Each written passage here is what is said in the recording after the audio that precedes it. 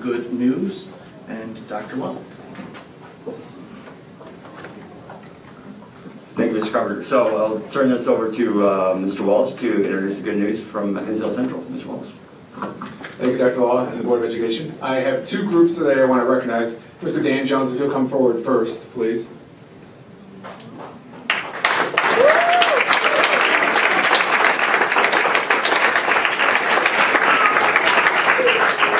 I am pleased to recognize Mr. Dan Jones as the Illinois Athletic Directors Association Athletic Director of the Year for Class 3A and 4A Division III Athletics. Mr. Dan Jones. Congratulations.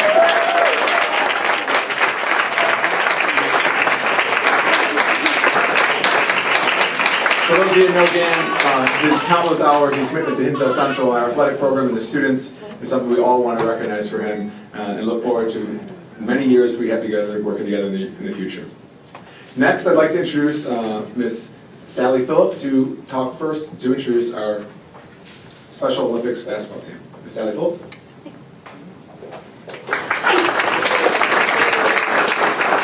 I'm so excited to have this group here. Our coaches Kelly Watson and Nick Gebhardt. Can you guys come up? Along with our ref, Judy Joliker. They brought our Special Olympic basketball team to state this year, which was probably the most unexpected text that I ever thought I would get. We had no clue this was going to happen. It's just been an incredible ride. So all you guys, come on up.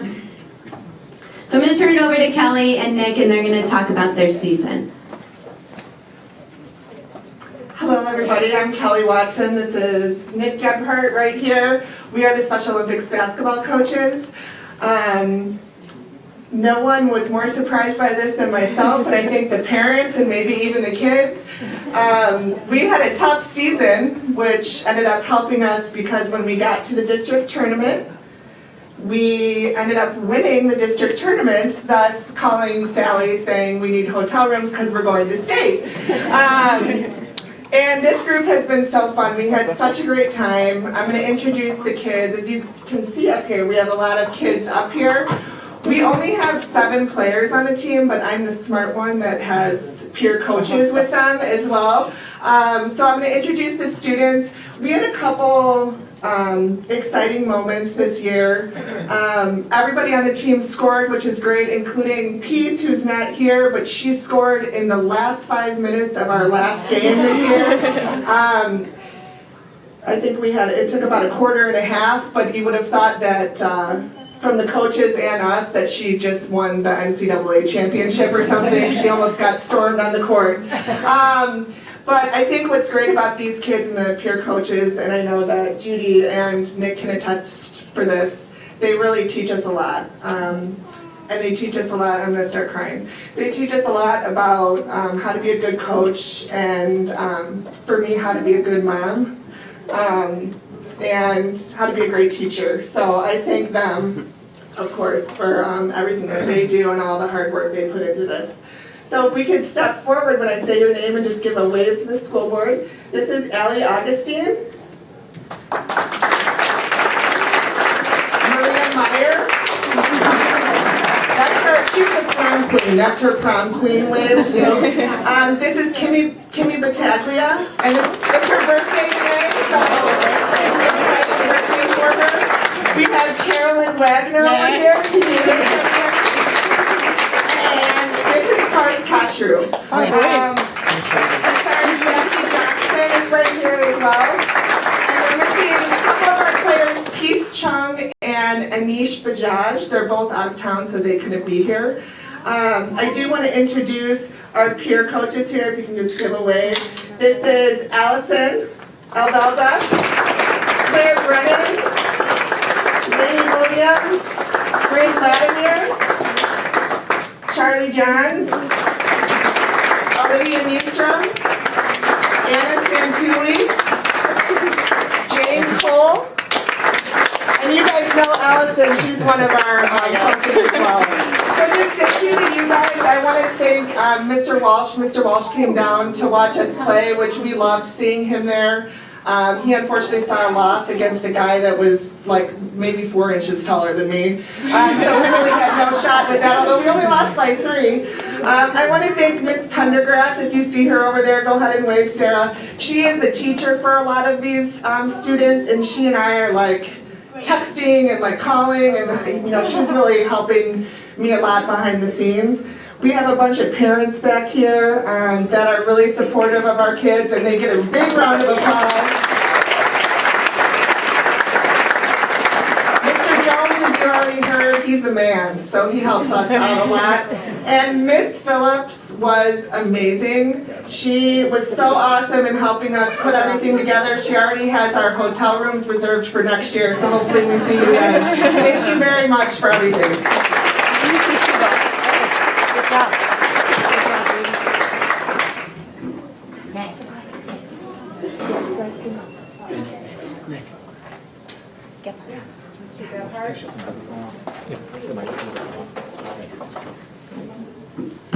I have a couple more good news announcements, if I may. I do want to recognize our Science Olympiad. Science Olympiad took 3rd place at state today. While they're not here, their coaches, Ms. Gabrick, Mr. Pence, Mr. Ludis, and Mr. Page, and Mr. Schmidt, led a large contingent of seniors on to 3rd place at state for Science Olympiad.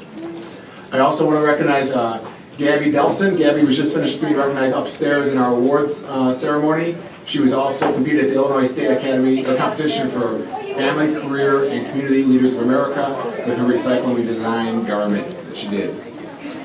Additional recognitions go to our JETS group, Junior Engineering and Technology Society, coached by Ms. Anna and Marv Briggs, finished 2nd at state competition, leading a large group of students to compete at that. So thank you, congratulations to them.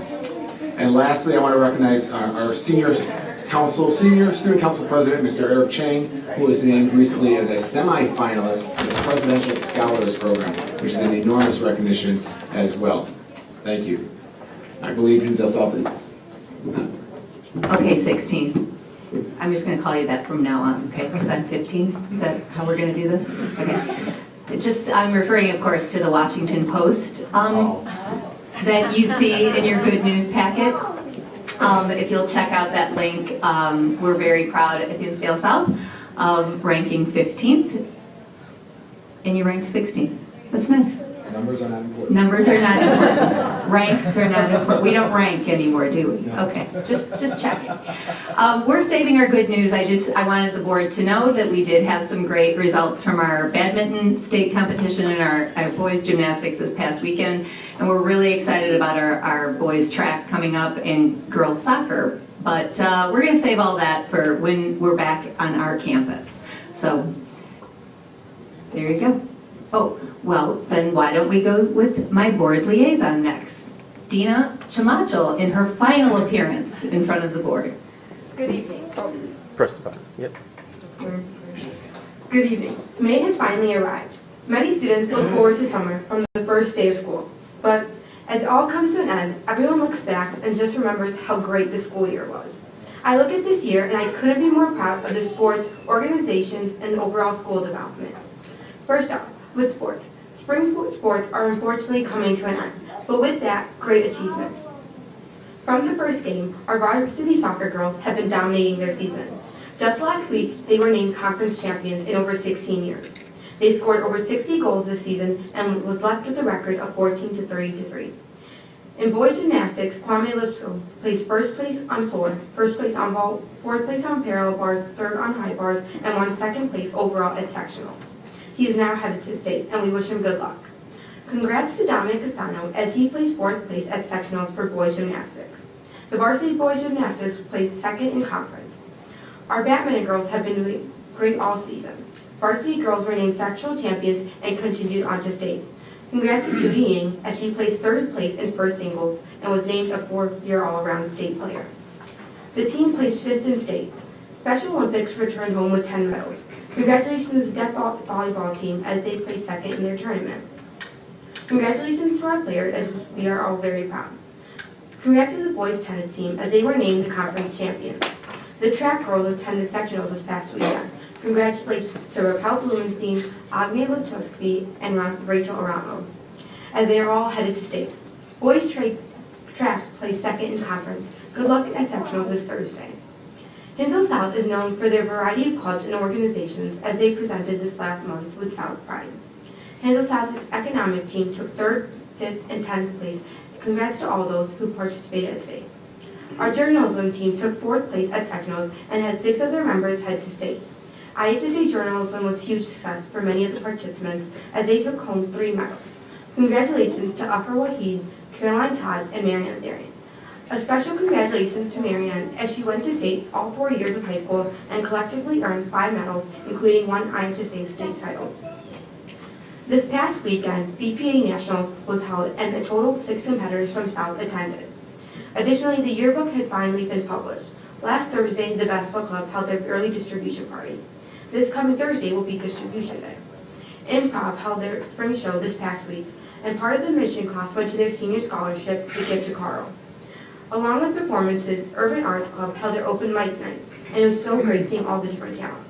The variety show was also held, and the theme this year was Stranger Talents. We were able to see the different unexpected talents that our students had to offer.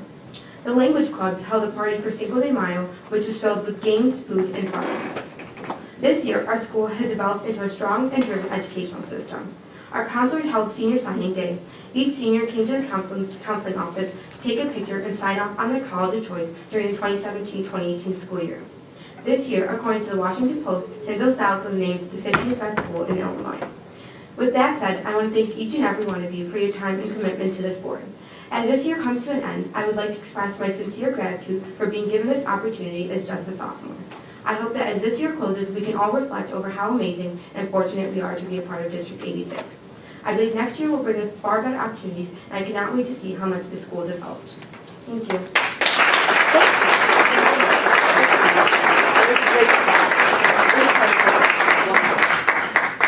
So that was Dina Chimachel, and she was the first board liaison I've worked with that almost went exclusively by Twitter and social media to prepare her notes. So she's a modern student.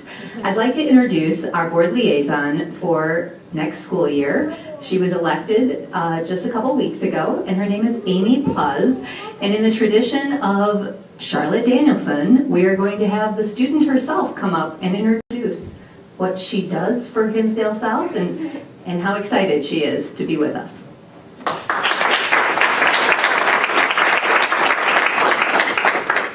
Good evening to all. My name is Amy Puz, and I was given the honor of representing the students and staff of Hinsdale South as board liaison for the 2017-2018 school year.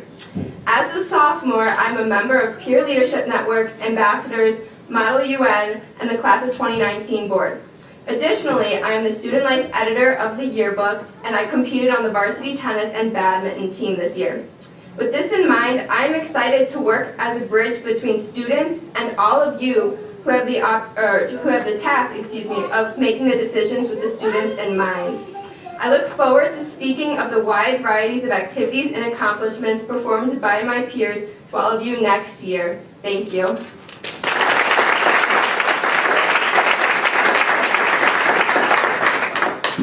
Thank you. At this time, I'm going to bring Allison Heil up to the podium.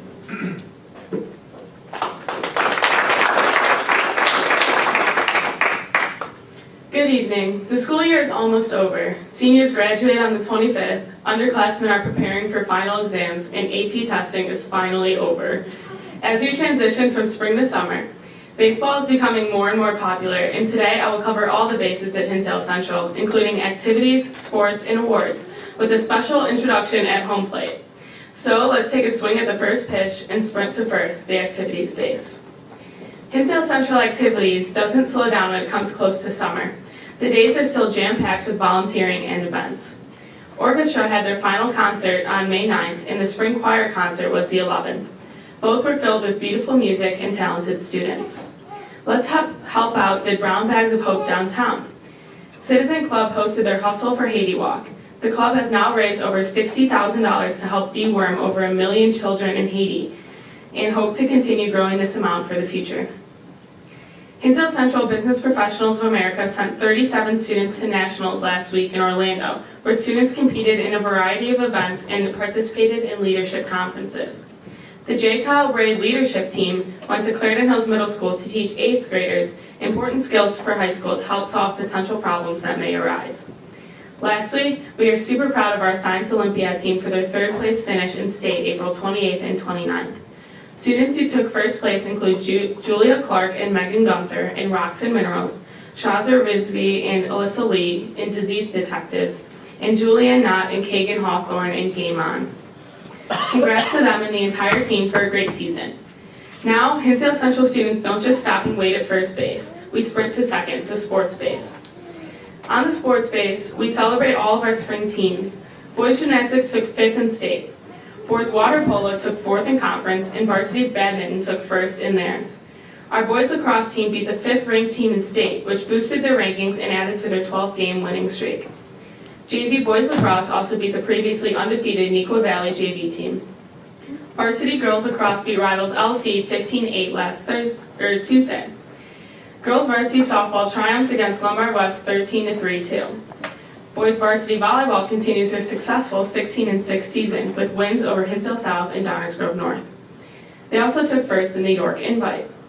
Lastly, girls rugby finished their outstanding regular season with an 84-0 win and continued to the state semifinals this Sunday at 11 a.m. on Dickinson Field. Congrats to all of our athletes, coaches, and fans. After stopping at second, we hustled to third base, where we must recognize some outstanding awards given to our Hinsdale Central students.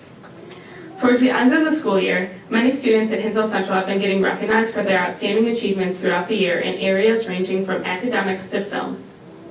Gabby Delson was awarded silver at the Family, Career, and Community Leaders of America state competition for her recycle and redesign garment and presentation titled Somewhere in Time.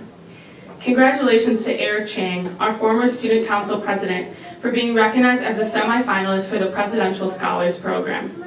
Mary Kress, our highly praised yearbook editor-in-chief, won an incredible award.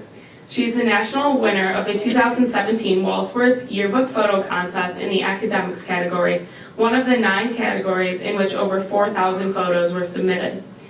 Also, 2 students in Mr. Russo's digital video production course received high honors at the recent Midwest Media Educators Association Films Festival in late April. Jake Youngman won Best in Show award for his movie trailer, The Cult Next Door, and junior Susan Cow won 3rd place at the festival for her documentary, The Life of Yang Liu. Now, all these individual students help make up one magnificent school, Hinsdale Central, which is ranked 7th best high school in Illinois out of 195 schools by U.S. News. I could not be prouder of my classmates and the staff for their achievements. Rounding out the bases at home is like rounding out the 4 years I've spent at Hinsdale Central. Every year got better and better, and being Hinsdale Central's student liaison to the school board was one of the best experiences I've had here.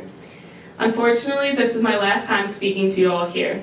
But don't worry, because next year's liaison will never disappoint. I'd like to introduce Charlie Johns, your new liaison from Hinsdale Central. Charlie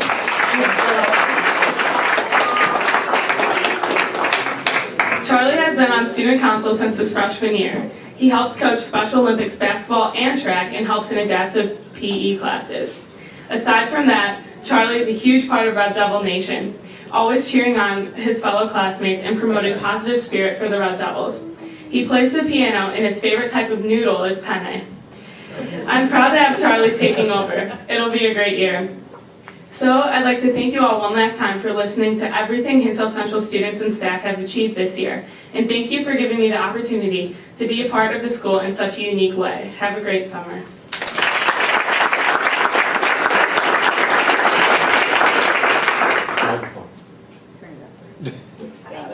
Where are you headed off to school? I'm going to the University of Southern California. What's your major in? Philosophy, politics, and law. Thank you, Allison, for your commitment this year, and Charlie, welcome to the team.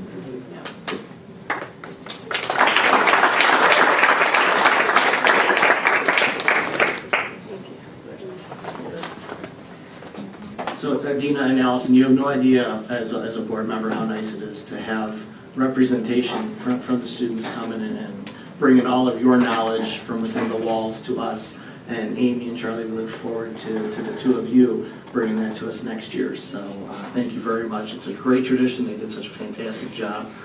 big shoes to fill, but I think the two of you can do it. So thank you again, guys. Thank you.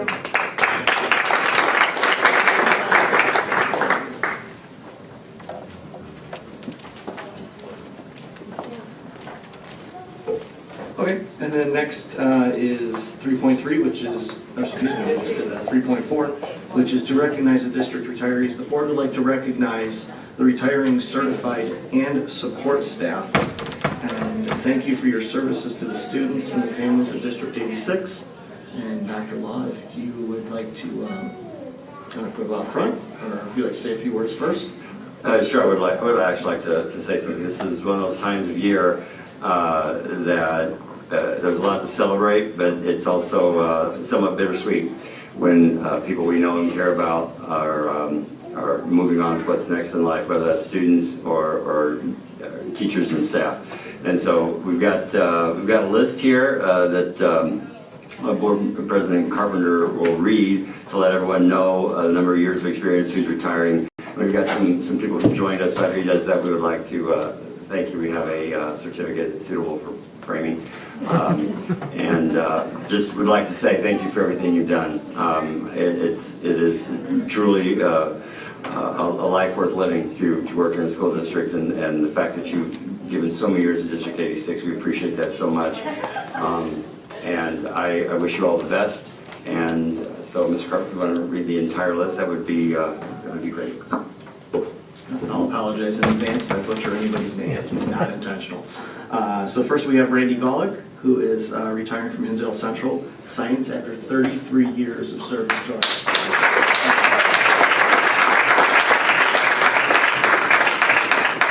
Next is Fran Miro, who is World Languages from Hinsdale.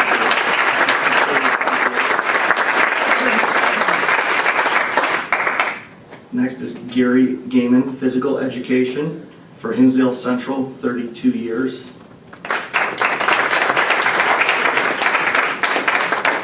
Carrie Cazzato, English teacher from Hinsdale South, 28 years of service to the district.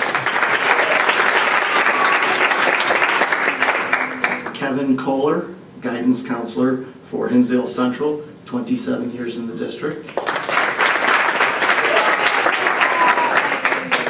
Christine Toro, Art, Hinsdale South.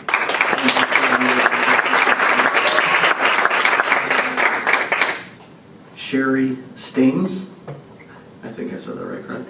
So, Social Studies, Hinsdale South, 24 years.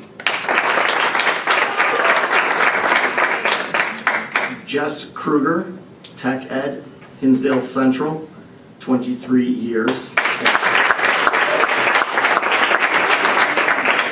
Mary Rusk, Special Education, Hinsdale South, 23 years. Pat Podekar, Art, Hinsdale Central, 20 years.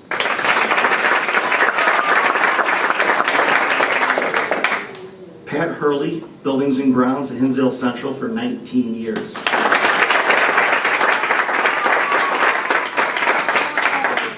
Bob Lichter, Special Science Aide for Hinsdale South, 19 years. And Tim Davis, Business, Hinsdale South, 18 years to the district.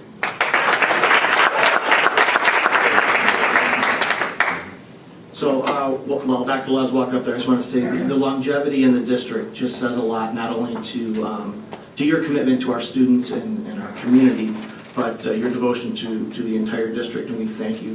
The number of years added up is incredible for who we're retiring this year, and I cannot thank you guys enough on behalf of the board, the students, and all of the students you guys have touched over the many years. Thank you very, very much.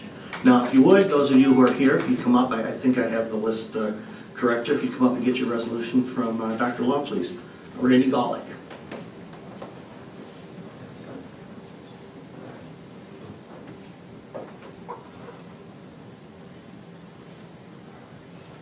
And if you guys would stay up here, we'd like to have a photo op.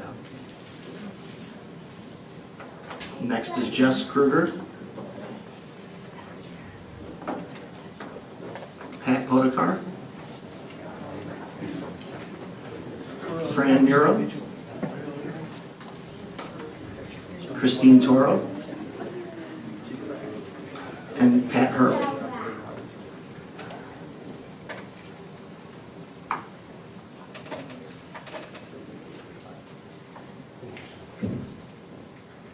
Thank you, Nancy.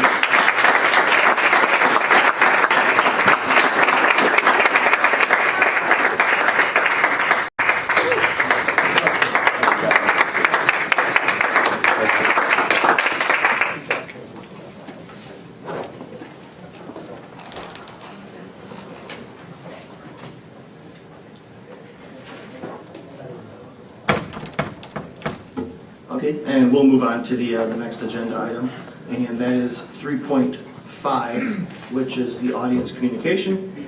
And I have 3 members signed up, and you have 5 minutes per school policy. We ask that you be respectful in your comments, and the first person to speak is Mr. Logan, please.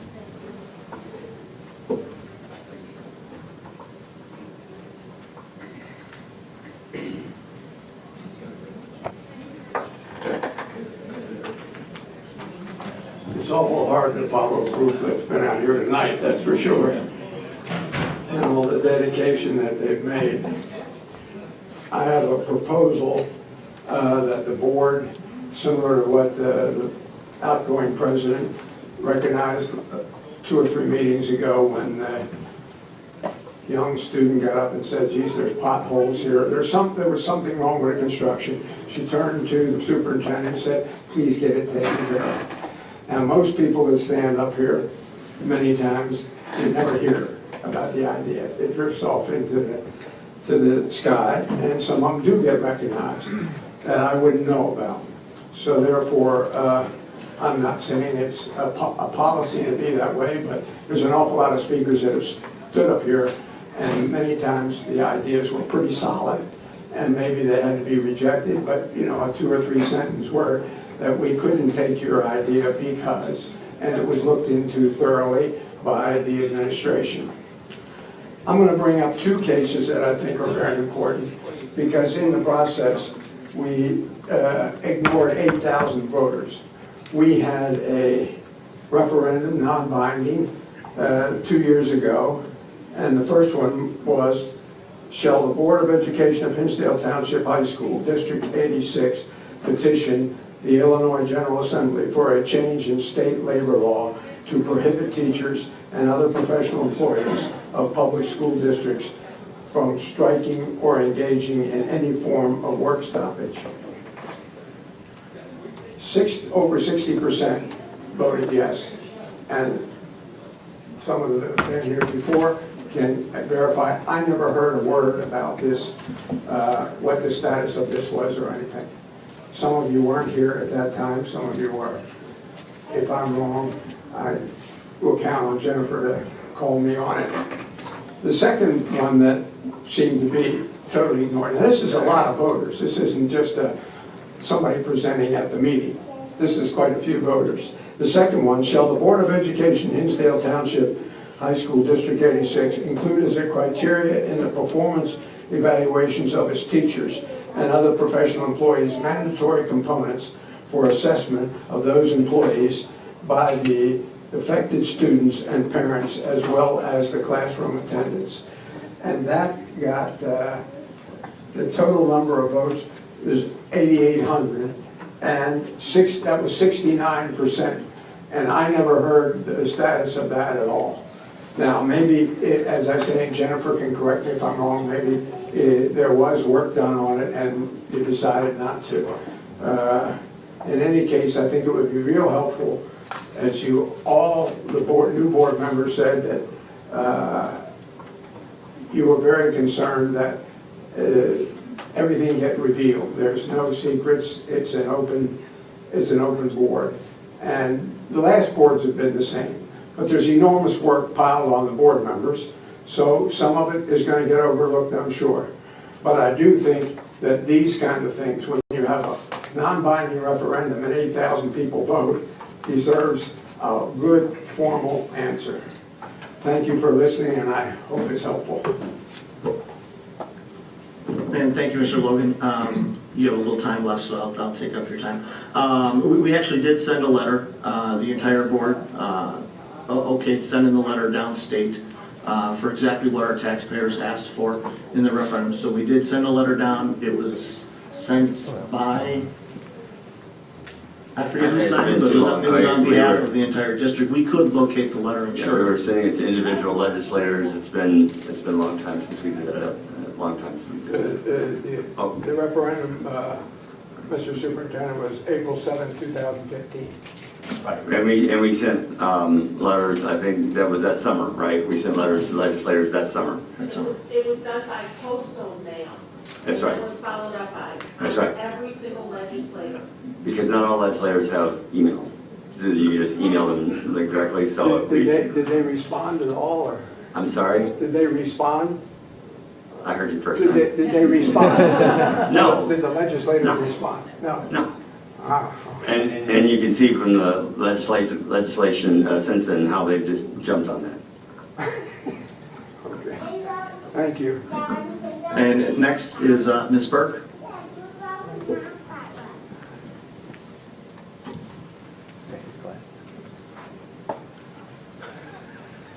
Hi, Linda Burke from Hinsdale. I would just like to thank everyone for everything that you've done to create this wonderful, inspiring community that we have here.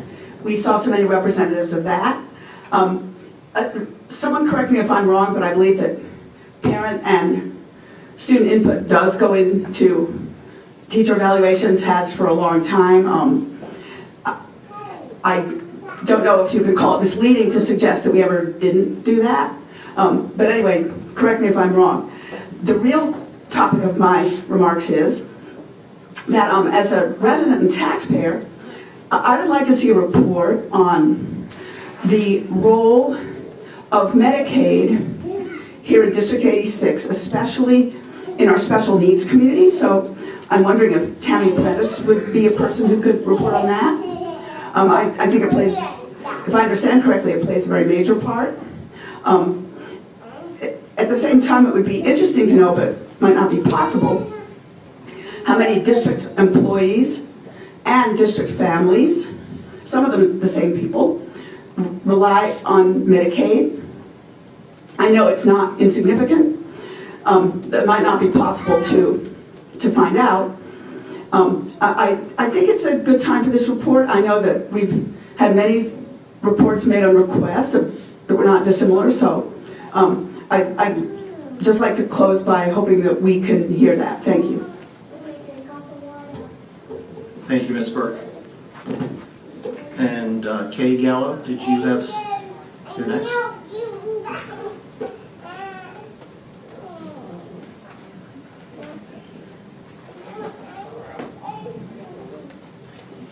Thank you, Mr. Carpenter. I won't take all 5 minutes, but thank you for coming here. We know that May is mayhem, and this is the best time of year. Please relish in our retirees, all the experience. While we're sad that our retirees are leaving us and their experience, they leave behind good legacies because of all the students that they've touched and affected and pushed on to do all the good things that our students go on and do. I wanted to thank Dina Camacho and Allison Heil. They are two beautiful young women that come before this board every month and tell us what's going on, and they really keep the board abreast of all those things. And I am talking to Mr. Logan about those referendum that were done in 2015 and letting him know what was, that we did add criteria for the teacher evaluation to the fullest extent that the law would provide, and that we did notify the legislatures individually by postal mail because they did not want to receive email, and we sent them the same letter with what was stated on that ballot and what the vote totals were. So I know it had been a few years, but this board does follow up on the things that are put before them. Unfortunately, it is only repeated one time, and if you miss that meeting, you've missed that report. But thank you for everything that you guys do, and it's a good day. Thank you. And thank you, Ms. Gallo. And That wraps up audience communication. Jennifer? Yeah, Mr. President, I was wondering if we could possibly, I would like to make a motion, I have to find it, to move up 11.1, the appointment of Hinsdale South principal. If that's okay with the board, we'd like to move up 11.1. Okay, then we will do that, and we'll move on to 11.1. There's a big smile and actually got quiet for a second over there.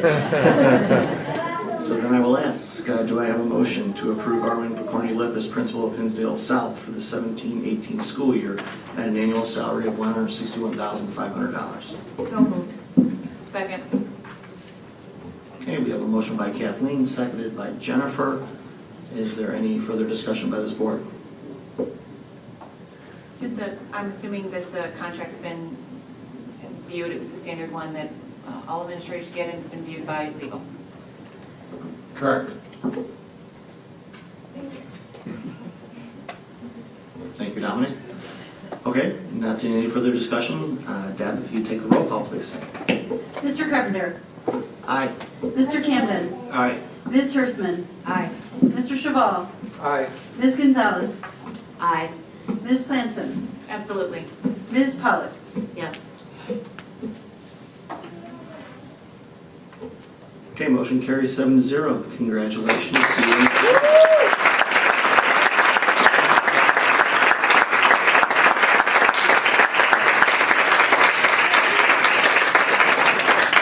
Arvin, I'd be happy to give you some mic time if you'd like it. And yes, I was putting you on the spot for a reason. That's okay. Thank you. Push the button. There you go. Thank you. Thank you for moving it up, and I'll just say thank you to my husband and my little ones who are here. But mostly, thank you to you. I'm so honored and humbled to be selected to serve in this role. I'm really looking forward to building on the collaborative relationships that I've been able to establish over the last 10 years as assistant principal with our students, our staff, and our parents. And most importantly, I'm really looking forward to moving forward with forming kind of individual relationships with our students to ensure that their voices are heard in our school culture, and then working with our staff to continue towards never-ending improvement for Hinsdale South High School. I'm really excited, and thank you so much.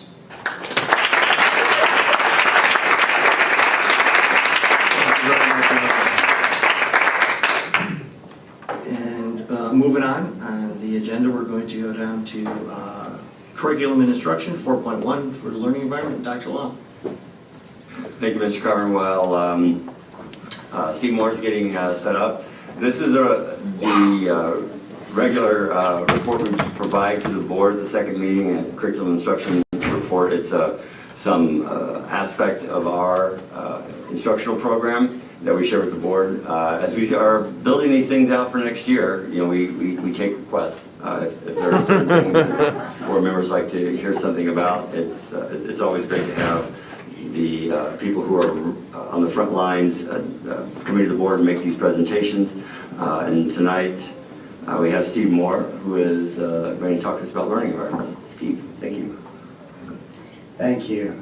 And I want to thank the board for their attention and the administration for inviting me and everybody for hanging out to see this. My name is Steve Moore. I'm an English teacher 4 periods a day and an instructional innovation coach 1 period a day. I taught Amy and Dina as well, and I also work for them in student council where I'm a sponsor. Part of my job as an instructional innovation coach leads me to working with master facilities planning to look at what we can do to maximize the benefits that we have from the classrooms where the students do the learning. And so we conducted a report, and I'm here to present you kind of with the basics of what we've done with the information that we found. First, the first question is, why would we look at building environment and learning? And what we found is that a 2012 study by the University of Salford, which is kind of considered the industry standard, found that up to 25% of student gains can be attributed to the environment in which that learning took place. That study was then reproduced in 2013 and again in 2014, and over again, the numbers find that 16 to 25% of learning depends upon the environment in which the student learns. Basically, what we usually assume is that student learning is an outcome of the students coming in, the teachers and the curriculum that are taught, and then their academics and behavior are the outcome. But if you look on that right side, there are all these other factors. And we thought, let's look into these other factors and see how we can gain that 25% learning and add that to what our students are able to achieve. The questions that we asked ourselves are whether the classrooms that we have optimize opportunities for students to learn from the teacher, fellow students, and online resources, and whether the classrooms are comfortable, stimulating, and conducive to learning in a variety of modes and styles. That is a late 19th, early 20th century classroom, and that was a classroom that we had. One of the things that you'll note is that many of the rooms are institutionally monochromatic. They contain mismatched furniture, not particularly that one, but several rooms have the furniture that's been left over from other classrooms where furniture's been replaced. And they're often not flexible enough to invite different configurations like the group work or circles or any other types of discussion patterns. That's because those desks on the right side are actually single pieces of furniture. And so to move those around is a headache for the people below, but also nearly impossible within the space that's defined. We asked the students as well what we needed to work on, and we gave them about 8 features of the facility, everything from technology to lighting to air quality. And what they focused on over and over again were classroom furniture and design. They wanted the walls painted, they wanted better desks that fit their body sizes much better in particular. Many of our students come in at 4 feet 8 inches, and some enter the building at 6 feet 3 inches. And so with that variety, it's difficult to have one size fits all furniture. The survey that we gave, basically, the results are right here, and you can see in brief that furniture and design definitely scored the lowest on a scale of 1 to 5. And we decided to be reactive and responsive to that. We wanted to increase student ownership by being responsive to the needs that they had and getting furniture and facilities that matched their body size and their learning needs. And also to produce furniture that was more conducive to flexible arrangements so that students could learn from each other and not just face front and learn from the teacher. The environment takes about 25% of learning, but that breaks down into specific ways. The first half, we had actually already taken. So we've done a lot of work on air conditioning, which I know many people know about, and air quality. The filtration system built into those air conditioners assures better air quality for all students. And lighting, we've improved the blinds inside of the rooms, as well as improving the lights that we use in the hallways and other spaces. Those are what are called daylight fluorescent bulbs, and they just produce a better, more readable light, right? So blue light rather than other shades. And that's the really beautiful view from 262 in the courtyard at Hinsdale South. But it also shows off the blinds that we have, and those are the registers on the left. Our next goal was to improve visual appeal. We worked on color and complexity in 2016 and 2017. Simply that means that we outfitted some new furniture that included teacher's choice of chair color, desk texture, trim color, and room paint color. So there would be actually some color in the room. That was something the students really dislike, is the single color or monochromatic rooms. And some complexity. We had accent walls painted, and other decorations were left up to the teacher, but we asked them to work more on decluttering the room and putting things in the room that were meant to accentuate the focus towards, towards the learning rather than distracting. So student presentations should be prominent on the walls and clearly displayed. And that's some of the new rooms. You can see, obviously, a difference in color, but also that flexibility is there. And finally, we seek to improve individualization. And I'm not going to read this whole thing to you. Let's just say that ownership means students feel like this space was designed for them with a respect for them, and it displays their work prominently so that is their own space. That can actually account for about 17% of that learning increase, and ownership is important. Flexibility as well, the ability for students to move into different configurations based on the learning needs in the classroom.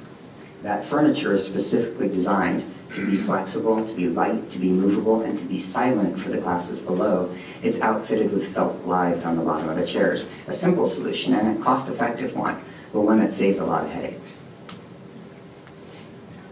And again, just some more pictures of the rooms and the different configurations that are used. Student feedback that we collected this spring included a lot of compliments about the furniture. They liked it. Some said it was their favorite room throughout the day, and that they like how the desks don't screech when they're moving them across the floor. And one very dramatic student said they had to cry when they left the upper library. The upper library at Hinsdale South has that furniture, but it's only a visiting space. It's a rotating space. We'll be using it differently next year. So, the student pre-post responses, and if I can make this really simple rather than reading all that, and I can be loud with teacher voice, it goes up, right? So this is what you want to see. We saw an increase in about 800 students who we interviewed before and after, and their appreciation of the furniture, the design, the flexibility. And someday Dave Labatino is going to be here to tell you why the technology also increased so much. There's a lot to look forward to there. What didn't increase are things like sound and temperature, which is good. Those were the variables that we weren't working on at the time. So it's a good survey when you see the changes that you had expected to see, and everybody didn't just get positive because it was springtime. The results seem to have something to do with the changes that we made. So if you needed to see them bigger, I guess they're there.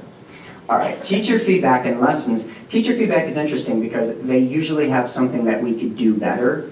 We outfitted a total of only 13 rooms in the first round. Our goal was to see what worked best, what didn't work best, and that seemed to make sense to us rather than buying thousands of pieces of furniture, to buy a few different configurations. One thing that we learned is that the light-colored tabletops saved a lot of pencil marks, and it would be smarter to go with something darker, and we planned to.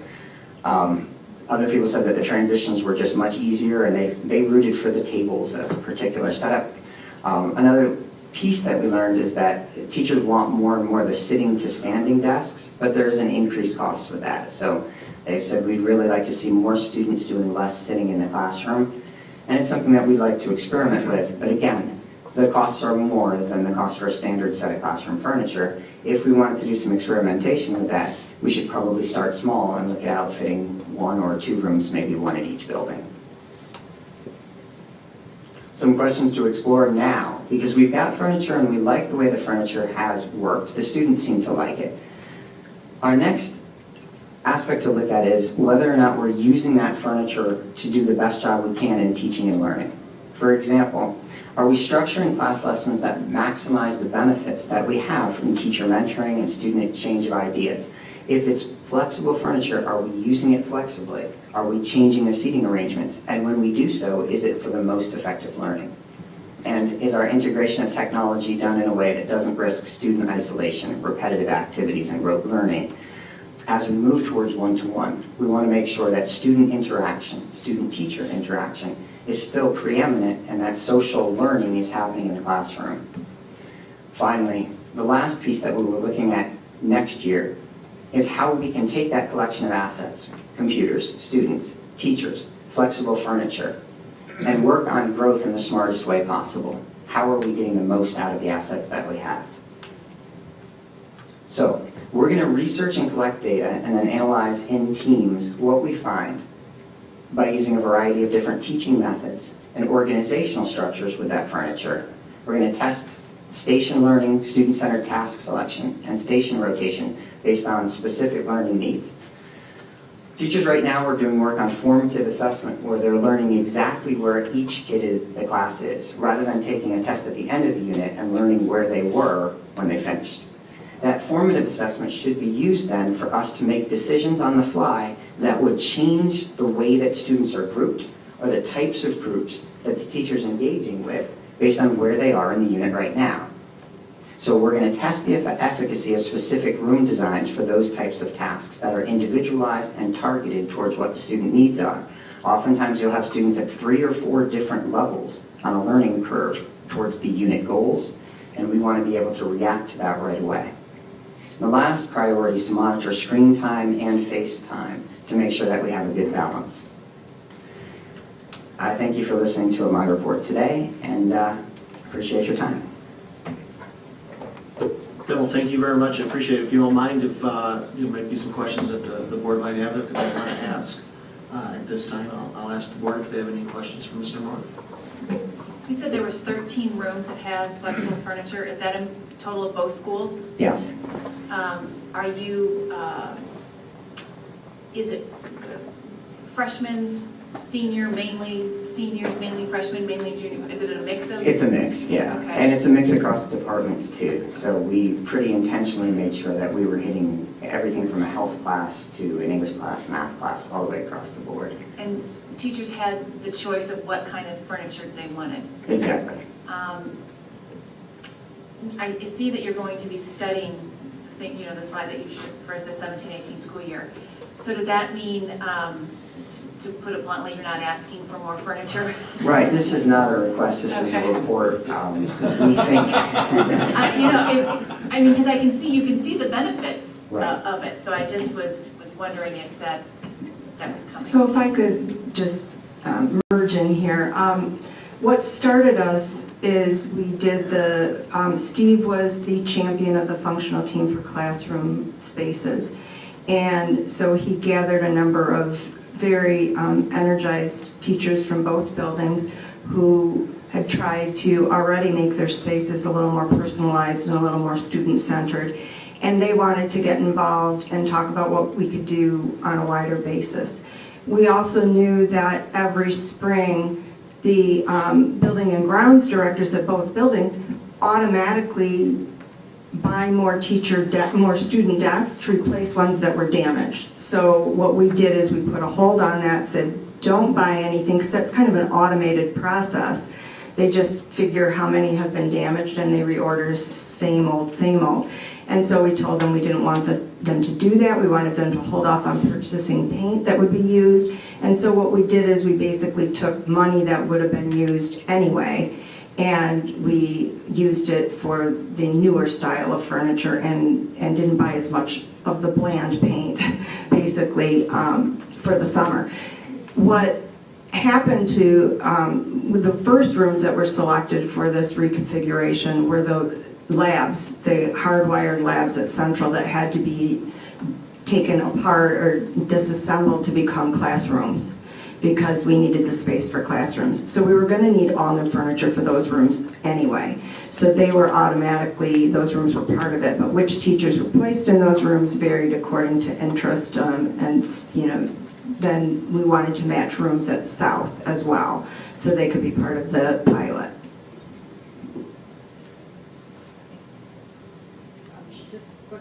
In your observations of teachers, did you see a greater teacher moving away from stage on the stage and actually working directly with students? I mean, did you observe teachers moving from the front of the classroom? Yeah, that was one of the benefits. I spoke with Ms. Klein just the other day about that. I think some of you may have seen her classroom too at Hinsdale Central, or at Senjo South during your tours. And she talked about how much more prone to do grouping she is now, both because the desks are just a lot easier to move, but also you're not irritating the people below you by dragging 26 desks around the room. Marty Nelson, another teacher, was a big fan of the tables because he thought just tables induced conversation a lot better than even pulling desks together. So he is kind of championing, as you would expect, all teachers are going to kind of pick favorites. He's really championing the tables, at least he feels like social studies classes, for the types of dialogue he wants to have. A table is just a better solution for him. So yeah, we did definitely see teachers who were much more excited to have more student face-to-face work. The last conversation that I had most recently, I think with Robin Corlitz, was about distributive justice and the idea of sitting in a circle, and the fact that you can easily separate these chairs from the desks and form circles, a larger circle or smaller ones, just contributes to having that happen more often, those types of discussions. One more real quick. So in the budget coming up, is there furniture in the budget to be replaced for next year? Do you know? Hinsdale Central budgeted for 3 classrooms of 21st century furniture that Steve's talking about, although right now I think we're only going to look at 1 at the moment in time. I have to have 1 room I need new furniture for, and it will be the furniture Steve's talking about. Okay, I just want to make sure that we're not reverting back to old furniture. No. Okay, thank you. Okay, well, thank you again for your presentation, and I have to say it's interesting because I have spoken with teachers who are using these, and you touched on it, and I think subjects are going to play a role as to what that is, whether it's a table, you know, and I've heard the same thing where it's really great because they can work in a group and they can discuss a particular topic, and you have different students sharing different views of the same topic, which is wonderful. And then in other classrooms like math, you could see, especially with the new technology we have, they can quickly grade right away and see who's catching on, who could be separated into a separate group, work their own, the rest can go, you know, into one area where they're all having a struggle in the same area, teach just that group. You know, I've received lots of positive feedback, and I think I do think it's important that you look at the individual subjects that they're learning in, because I think that will play a role. But I've had great feedback from it, so. And if I could add, oh, sorry. Keith? I was just going to say that the Classroom Spaces functional team was disappointed that the furniture was one of the first things to be cut from the master facilities plan. And I don't think that we can, we just wanted to have the opportunity to do this presentation so that there would be some thought to how important, especially going to that one-to-one environment, that we need students released from those old style desks and rows. So it's something that is essential, in my opinion. Even if we don't do a big major build out, we could improve our learning environment simply from the furniture from the inside. I was just curious, I'm not suggesting you go back to the, you know, whatever color you want as long as it's black kind of mentality, but I wonder though if we want to have some sense of standardization so we don't have every classroom with different furniture now if we got replaced or not. If there's some thought towards that as far as departments or how that might kind of meld together? We have actually stuck with one vendor so far for this that makes kind of series. So the desks, tables, and different shaped desks. So we have what are called tessellated desks. Those are the desks that you see that shape together, or the rectangular. They all take the same standard chair. It's just a lightweight portable chair. But with regard to color, we did want to have at least a palette of several colors that were available. One of the things that's important is that students can come in and... That was just a joke. Colors are easy to fix other than the desk, but just in terms of better, you know, interchangeability, or we don't get too disparate. So it's just a curiosity. Originally, I think you gave the teachers two or three choices of classroom configurations we centered in on. They could pick one of the 3, rather than just open the catalog and do anything that they saw. To try and do that, and then we can test it and see what's really working better, and if it's subject specific for certain kind of setups. So we tried to narrow it for that reason. It would seem to me to make sense that we, kind of on a basis of attrition, as furniture wears out, we replace it, and what's really important is the versatility. The chairs sound like they're very versatile. They could be used in any classroom setting. The tables, the rectangular tables, or the ones that are like pods that can fit together, but we don't want to have limited purpose furniture that we can't interchange either from classroom to classroom. But the chairs, that sounds like that's a fairly simple thing. And I very much appreciate the idea of not hearing screeching desks above me as a former teacher. So. Great. Well, thank you again. Really appreciate your time and presentation. Thank you. Thank you.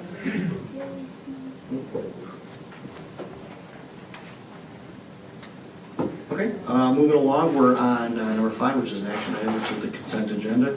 And the consent agenda items consist of items, minutes, business affairs, personnel, and administrative tasks that are routine in nature, as well as items that may have been discussed previously with the board and now are presented for approval. Any item may be pulled from the consent agenda for further discussion, consideration, or an individual vote. All items on the consent agenda are approved with a single motion unless removed before the roll call vote. Just to note that agenda item 10.3, April 17, 2017, regular action meeting minutes and closed session minutes have been pulled from the consent agenda and they'll be presented at the June Committee of the Whole meeting.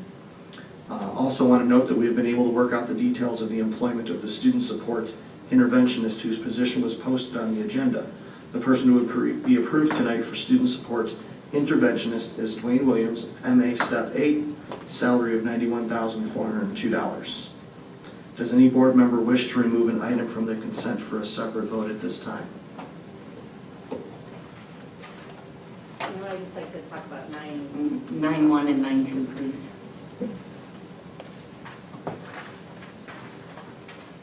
Okay, so we have 9.1 and 9.2 that are going to be pulled for further discussion. Are there any other items? I have one. I would like to pull 7.2, and there's no discussion, just want a separate vote on that. Okay, so not hearing any others.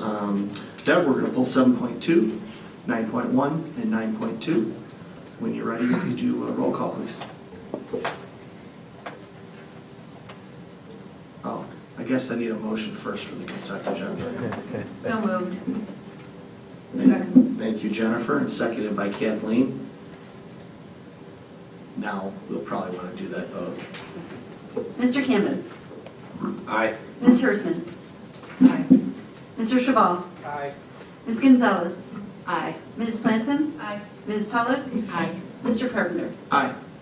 Motion carries 7-0.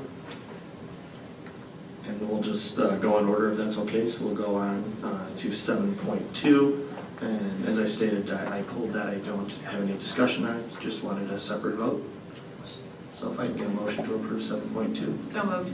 Thank you, Jennifer. Second. Thank you, Kathleen. When you're ready, Deb. Ms. Hersman. Aye. Mr. Chabal. Aye. Ms. Gonzalez. Aye. Ms. Planson. Aye. Ms. Pollock. Aye. Mr. Carpenter. Abstain. Mr. Camden. Aye. Okay, thank you. And we'll go on next to 9.1. I would entertain a motion to approve 9.1. So moved. Second. Thank you, Jennifer, and thank you, Kathleen. See a pattern here. Okay, Nancy, you have the floor. Thanks. I just continue to have a little bit of questions on these field trips. I just want to get it clear in my head. So 9.1 is the wrestling, and that's Hinsdale Central, and the students are going to a camp in Michigan. I think that's the one that it is. So again, it's this whole transportation situation. So the transportation for this should be paid for by the students because it's not a tournament, right? It's not a continue-on, it's more like an education for them. So the question is they're taking the van, and it said there's no cost to the van, but there's always a cost to the van, right? There's always a cost to that. So I just didn't know if the students pay for that, or if the school's paying for that, or, and just what happens in general. So the students are paying for the food, meals, the lodging, all of that registration. And the school's taking the minibus, one minibus, and we have paid for the fuel out of our regular funds or G funds or whatever we need to do to pay for it. I've not calculated that in the past. I mean, I guess we could start doing that. But I mean, I guess every week there's new field trips, which are great, right? You want the kids to have these experiences, just the costs start to add up. And so there is a cost of that, right? I don't know what it is for a van, 54 cents a mile for, it's 120 miles. And I just don't know what the, philosophically, our approach is, just because. One thing just to mention, and I don't know if Bill knows exactly the source of funds, but generally speaking, we provide transportation, right, for activities and athletics. It's just one of the things we've always done in District 86, and so I think the reason that the field trip report came the way it did is that it's just that we've always just provided, we always just pay for the transportation for our sports teams and activities. So that's just not what the policy says, so, right? I mean, that's maybe what we do, but that's not what the policy says. So that's, I guess that's where my Are we talking the one we talked about this morning, policy, or is that a different policy?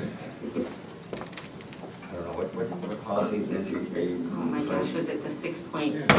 I think there's only one, but. Yeah, there's a policy. I think it's 6240. 60, oh, you're very good.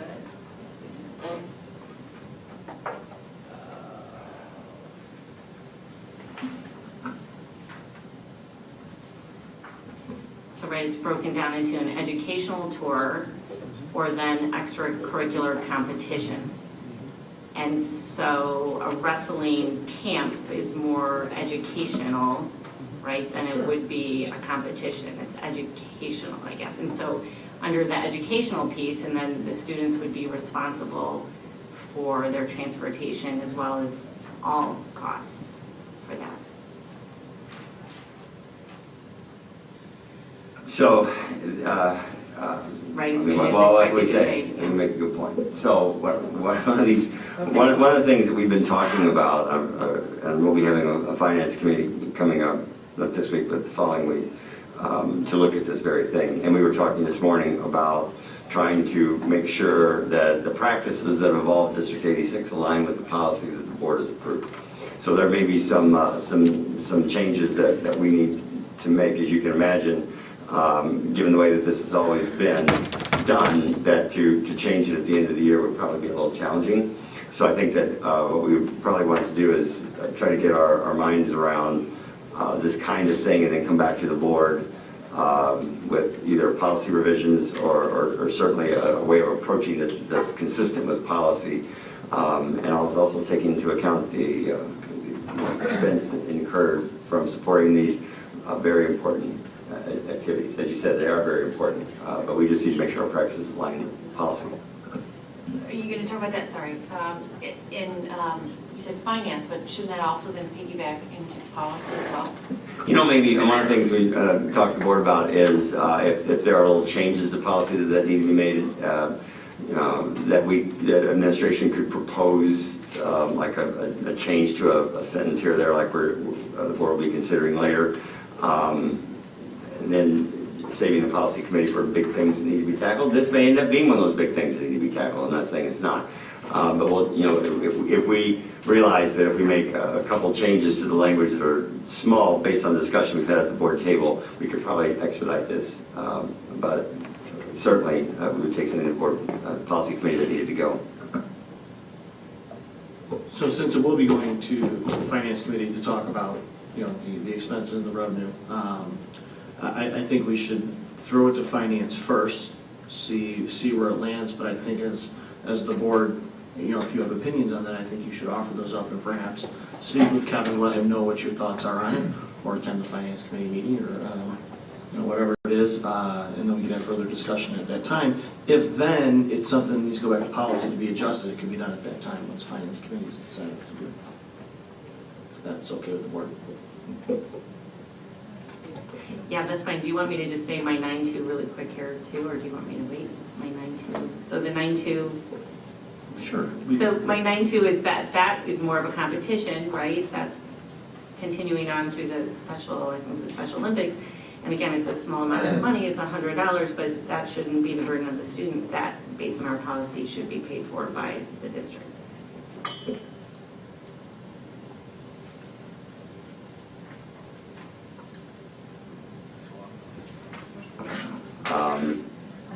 You're right. And it's, what is this, I'm doing this from memory, it's $5 a student or something like that for approving something. $5 This time. Right, this time. No, I'm not minimizing that, I'm just saying that we went to all the trouble to bring this to the board for, for a small amount of money. Right, that was my point, not to minimize the amount. Yeah. We were paying for other things, and then ask the students to chip in about it. Okay, so then I would now actually like to tell the administration to look at these and see how we're charging for field trips, and also get to with the finance committee on that. And this one, it would have been worth just pulling, working out the fact that they leave on, I believe, June 9th. June 9th, so that, we didn't, I wasn't sure if waiting until June 5th to approve a trip. And the reason we need the board to approve it is not because of $5 per student, it's because it's an overnight trip. And that those kinds of field trips do come to the board for approval. So I know that would give them enough time if we said, oh, we're not going to approve until June 5th. But I think the board could probably, is there a reason, something that there, for $5 per student? I have no idea. The rest of the cost of the trip is covered by the Illinois Special Olympics, so that's why the trip is almost free. I didn't have time to get a hold of the sponsor, so. And I think if the board said, we should do, sorry. Can we amend this motion to approve the field trip, but remove the fees associated with it? I mean, if that could be done at this time, if someone wanted to, when we get to 9. So why don't we do this? Why don't we do separate motions on 9.1 and 9.2? I would suggest pulling it, tabling it for now. 9.1. I'm sorry, did I miss why would you bring it for a vote if there was a concern about the cost? Because it's Not the wrestling camp. Isn't that what you're asking for, 9.1? We were on to 9.2. No. Sorry, I'm on the wrong one. Sorry, my mistake. Mine's June 9th. Yeah. Yeah, I mean, 9.2, the reason we weren't going to pull it is because it was coming up. So we could have a motion to approve the field trip, less the fees associated with the field trip. So moved. Second. Okay, we're going to go in reverse order. We're going to go to 9.2. We have a motion by Jennifer and a second by Kevin. Is there any further discussion on 9.2? Okay, Deb, if you take the roll call, please. Ms. Gonzalez. Aye. Ms. Planson. Aye. Ms. Pollock. Aye. Mr. Carpenter. Aye. Mr. Camden. Aye. Ms. Hirschman. Aye. Mr. Cheval. Aye. Okay, motion carries 7-0. Now, Jennifer, were you going to poll? You wish to poll 9.1? Well, yeah, if there's going to be a decision from the finance committee, you might as well wait, and we do have time towards the end of June. You know what I'm saying? Michael, is there a reason we can't pull that and bring it back? I'd have to ask Bill that. Aren't they leaving the first week of June? Departure date, June 25th. So we have a meeting in June, when's the first meeting in June for the Fifth. board? And then a second? 19th. And then if we're increasing their costs, we then have to notify them all that before? I mean, yeah, I guess we can. Yeah, so, And then, just to be clear, when I said the finance committee is going to be taking this up, it's with the idea that it would be for next year, and not for this year. It would be for the next school year. And as part of the budget we're putting together to bring to the board in June, actually. So, I mean, might I suggest that I do get certainly Nancy's point that, it seems to be a disparity in how things are being handled, and certainly want to make sure that it's equitable, but at the same time understanding that a trip of that magnitude and what it takes, especially with summer communication and how difficult it is to reach out to parents. So is it possible that we can make certain that that's on the agenda to visit that at a later date, but, go ahead and approve this trip at understanding policy? Does that make, how do you feel about that? Yeah, I mean, this is really a small deal. I mean, I don't even know if I'd stop it, because basically it's the school saying the school's using the van. This is a really minimal cost, and I don't think we should do this. But I guess what I would just like to see is consistency in the future, moving forward. I don't want to hold anything up, but I just want to understand when, when it's put in front of me to read and understand, then I really feel like I need to do that, so. and I agree, and thank you, but I think, not to make cloud the matter, this would probably fall under extracurricular competition, because they will be competing against some of the top wrestlers in the country at this tournament too. It's more than just an educational tour, so.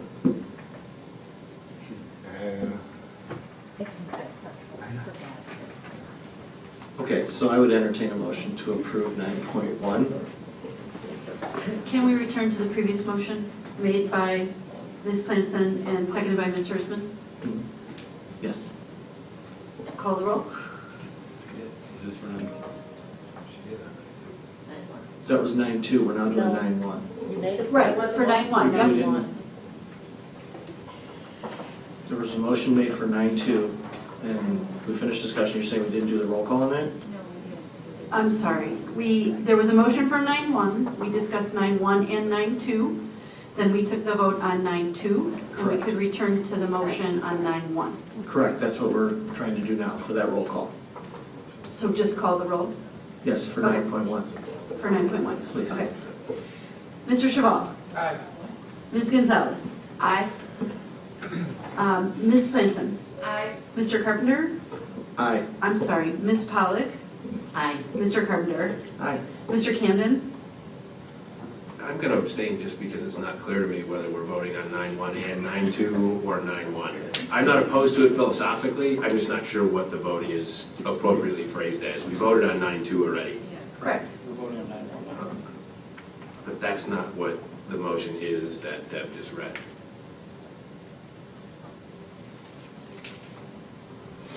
So what had happened was, we had a motion for 9-1, and then we did discussion, then Nancy said, could you talk about 9-2? And then, well, I know, but you said you're not sure, so I'm just telling you what it is. So then Jennifer made a motion on 9-2. Pull 9-2, correct. Right, so we went ahead and voted on 9-2, and we're not voting on 9-1. So, okay, Kevin will abstain then. Ms. Hersman? Aye. Okay, the motion carries 6-0-1. Okay, now, moving on, after the consent agenda, because all items that are pulled were voted on, correct? We go on to 11.2. 11.1 was already taken care of. 11.2 is to authorize the fiscal year 2017 audit. School code requires that the district have an independent audit of its books and further requires that the board authorize that audit. We've already approved Klein Hall as the auditor by the previous board. We're now just looking to approve the authorization to audit our financials. So I'm looking for a motion and a second to authorize auditing Hinsdale District 86 financials for the fiscal year ending 2017. I'll adopt that motion. Second. Okay, motion made by Kevin, seconded by Keith. Is there any further discussion on the audit? Okay, Deb, if you do the roll call, please. Mrs. Flinson? Aye. Mrs. Pollock? Aye. Mr. Carpenter? Aye. Mr. Camden? Aye. Mrs. Hersman? Aye. Mr. Chevall? Aye. Mrs. Gonzalez? Aye. Motion carries 7-0. Moving on to 11.3, which is to appoint the board treasurer, and at the August 26th organizational meeting and the May 5th committee meeting of the whole, the board discussed who the treasurer of the board accounts, including general fund accounts, would be starting July 1st, 2017. I have a motion and a second to approve Josh Stevenson as the board's treasurer. So moved. Second. Thank you, Jennifer, and seconded by Nancy. Any further discussion on the treasurer? Okay, roll call when you're ready, Deb. Ms. Pollock? Aye. Mr. Carpenter? Aye. Mr. Camden? Aye. Ms. Hersman? Aye. Mr. Chevall? Aye. Ms. Gonzalez? Aye. Ms. Flinson? Aye. Okay, motion carries 7-0. Next item is 11.4, approve fiscal year 2018 treasurer's bond. And after the board's discussion on May 1st to appoint Josh Stevenson as treasurer, the administration requested a bond prepared as required by law. So may I have a motion and a second to approve a bond effective July 1st, 2017 in the amount of $20 million at a premium cost of $14,000. So moved. Second. Thank you, Keith. Seconded by Kathleen. Is there any further discussion on the bond? How do we arrive at the bond amount?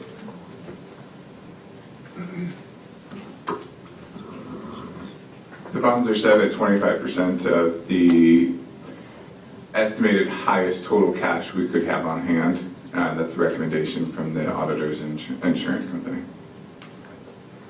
Thank you.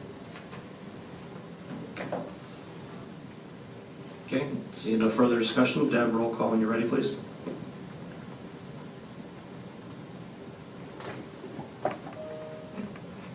Mr. Carpenter? Aye. Mr. Camden? Aye. Ms. Hersman? Mr. Chevall? Aye. Ms. Gonzalez? Aye. Ms. Clancy? Aye. Ms. Pollock? Aye. Motion carries 7-0. Next is 11.5, approve the 2018 schedule of board meetings. And at the May 1st board meeting, the board discussed the day of the week. If we wanted to keep that, we decided to continue to meet on Mondays, and the attached calendar reflects that discussion. So may I have a motion and a second to approve the board calendar from July 1st, 2017 to June 30th, 2017? So moved. Second. I think, shouldn't that be 2018? Yeah. Okay. So I'm going to ask if we amend the motion to include ending June 30th, 2018. So moved. Oh. It's who made. So moved. Again. Thank you for the adoption, Keith, of that. Second. Thank you for the second, Nancy. Any further discussion? Okay, Deb, roll call when you're ready, please.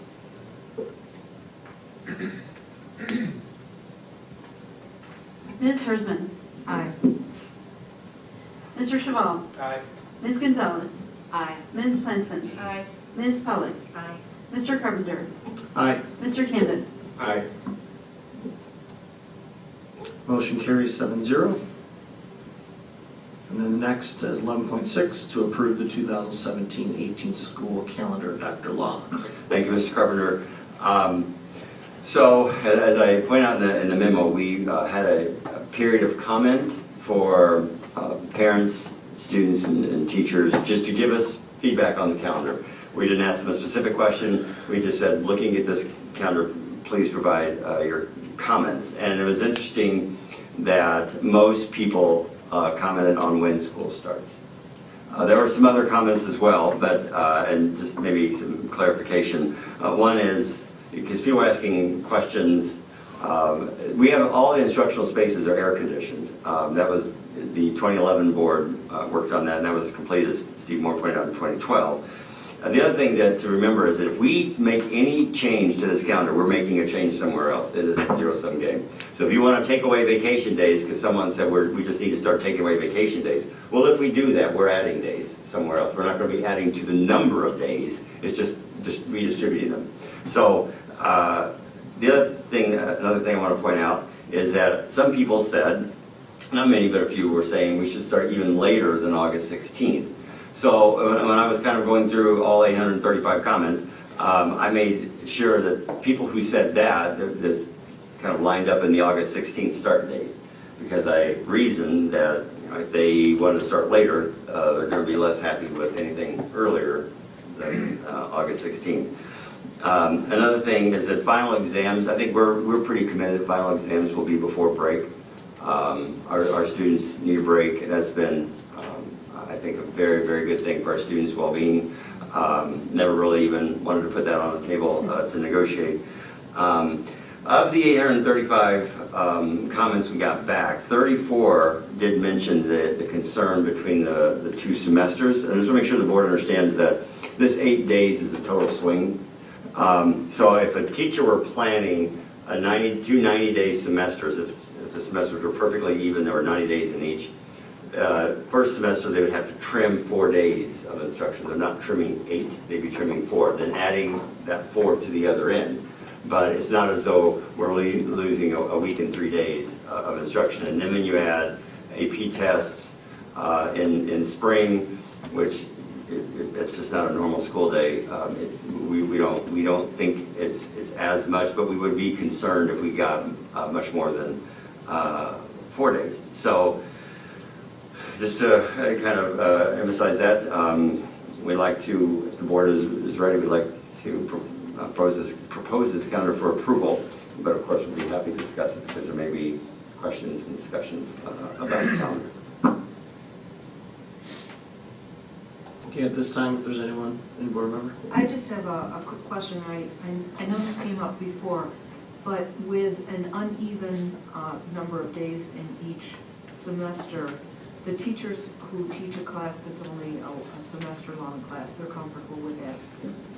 If they figured out a way that they can either condense or expand their. We got some comments. There were 7 teachers who commented on had some concerns about the unevenness in the number of days between the semesters.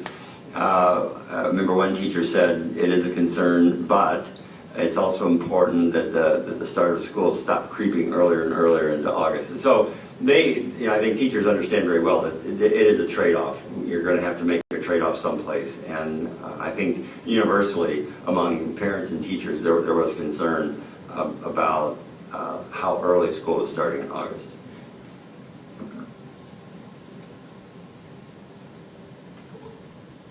Any other board comments on the calendar as proposed? The only comment that I'd like to make is that we haven't actually heard anything, right? So that we heard a lot of things before this solution, but I think that survey that was sent out and the fact that people got their voices heard was a good thing because it's been pretty quiet. So that's all I'd like to add. Yeah, it's boring, right? Okay, are there any other comments from the board?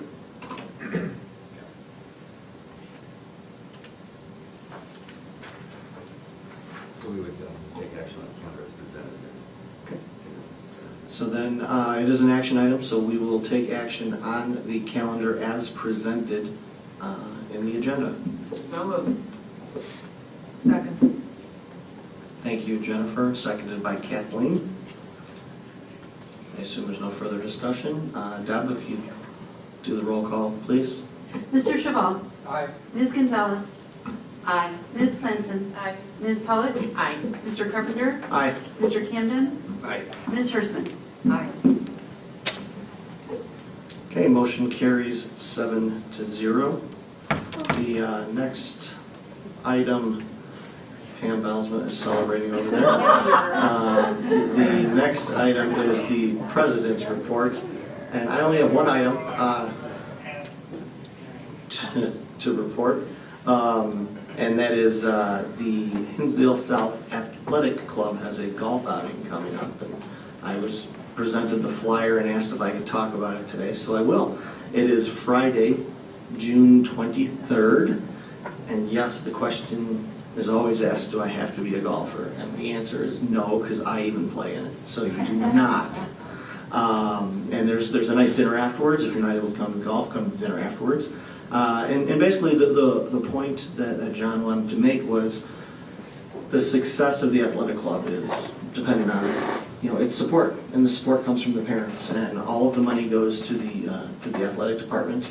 And this year's project, I believe, is to acquire new cameras that will allow these sports to be able to have live feeds to them while the sporting events are going on. And that is what the athletic club is looking to raise the money for. So June 23rd, mark your calendars and come on out, even if you don't play. I guarantee it'll be a good time. So, okay, that was it, all I had. Next item is the committee reports, and you'll see, pardon? Okay. So the next is deferred compensation investment committee report, and the minutes are attached. Dr. Law, I don't know if you have anything or to add. Any questions on that? Okay, now we'll move on to the superintendent's report. Dr. Law. Thank you, Mr. Carpenter. Just a couple things I want to talk to the board about. One is, so the board has decided to do IASB training online to do this as you get to it. And then after the training, we would have a meeting to be able to talk to our legal counsel where you might have questions. I have talked to IASB. They are comfortable with the board having discussion about materials that they've seen online, so that's not a problem. I've talked to our legal counsel who would be happy to come to the board meeting to be able to answer any questions that might come up as a result of the training that you take. So that the question is there a time frame when we should start looking to schedule this with legal? I'm putting that out. I can follow up in an email if you want to get back to me, but what we really need to do is we need to say it's basically a due date for the assignment. I mean, don't need to dance around it. So, as when you can get it done, so that we can schedule a meeting so that part would be meaningful. So I'll circulate a email question about that. Were you thinking about having it before we have our board evaluation goal setting meeting or afterward? That might be short to get. When is that? I think that's It's June 29th, I believe. June 29th. Doing that from memory, but I think it's June 29th. Yeah, is that something that we want to consider in determining whether to have it before or after? Maybe, and this is one of the reasons I wanted to bring this up, so that there were some discussion that needed to guide it. This wasn't an email question. So I don't know if by the end of June we could say in July. I mean, I would think that given the importance of the Open Meetings Act training, the summer would be a good time to take care of that before we start getting into the regular pace of meetings in the fall. So I would say before the end of July, but I don't know. We only have one meeting at this point in July. So the end of July, and then start looking for times that work for me. And then as far as the online portion, would that be made available prior to that so we could, so we can Yes. complete it as we wish if we want to do it earlier? No.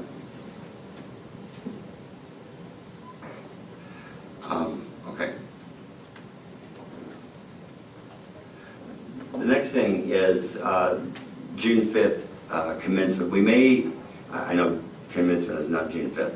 However, last year we had to have a second graduation because our athletes at Hinsdale South were very successful in track. And so I would just like everyone to take a look at your calendars. If you're able to come, Stephanie, what time did you say, 6:30 or is it 6 o'clock?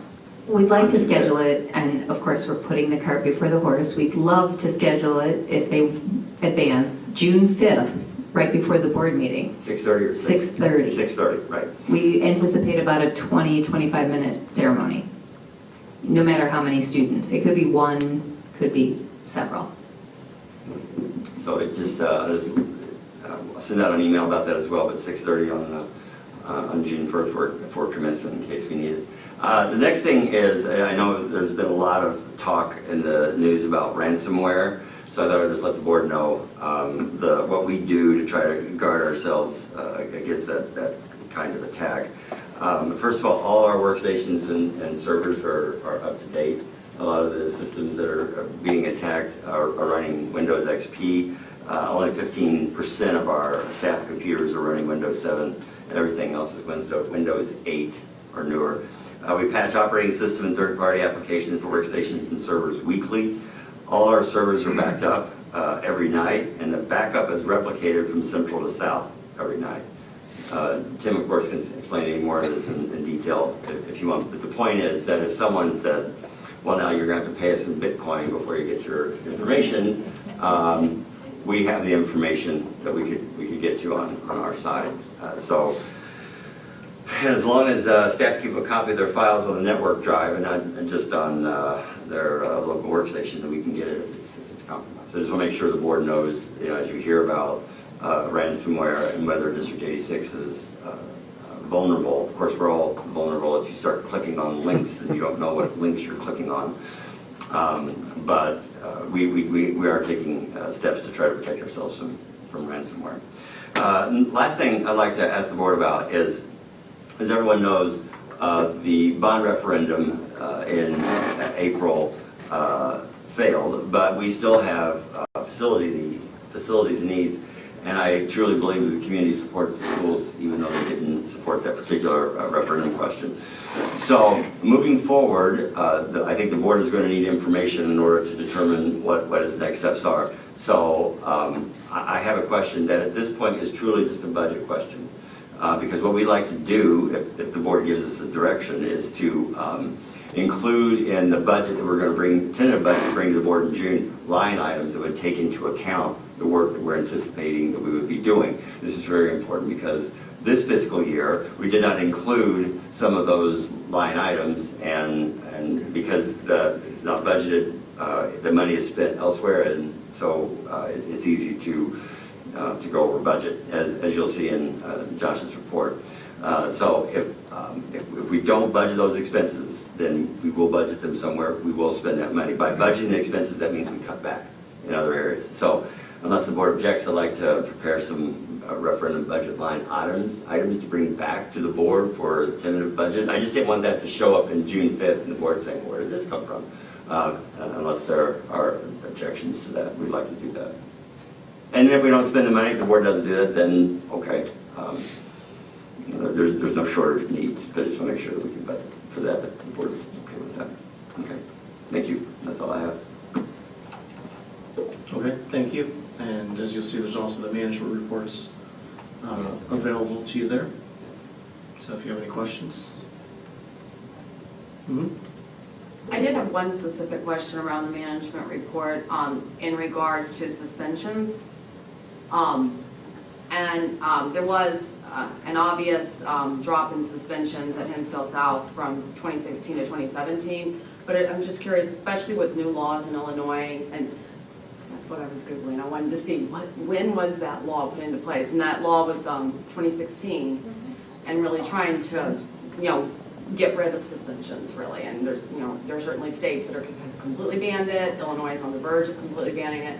But at that said, it's definitely falling. But is there a plan around ending suspensions and being in full compliance? And obviously the spirit of that law was the discrepancy between minority youth having a higher percentage of suspensions and their non-minority counterparts. So I'm curious, do you still see that same discrepancy with suspensions at Hinsdale South, and what the plan is moving forward to even further reduce suspensions? And just for clarity, a lot of research has been done that shows that suspensions do more harm than good, and that there are alternative methods, obviously, to keep the kids in school and engaged, but still provide some form of discipline. Yeah, I'd just like to once again tout our Senate Bill 100 rooms and how this district has embraced the spirit and gone beyond the compliance, for sure. With Senate Bill 100, we have been just thrilled with Gina Erickson and what she's done with that program at South. We have had some discipline challenges this year. I'm sure you've seen the news. That went way beyond, obviously, what we can do within our school. But yes, we're always working toward, just reducing it down to only excluding students from the school campus when it is a safety concern for themselves or others. And do we still continue to see that discrepancy, again, just in the spirit of that law, do we still see that discrepancy amongst minority youth versus non-minority youth in the rate of suspension? I would have to examine the data much closer, but I think we definitely see a high correlation with students in poverty.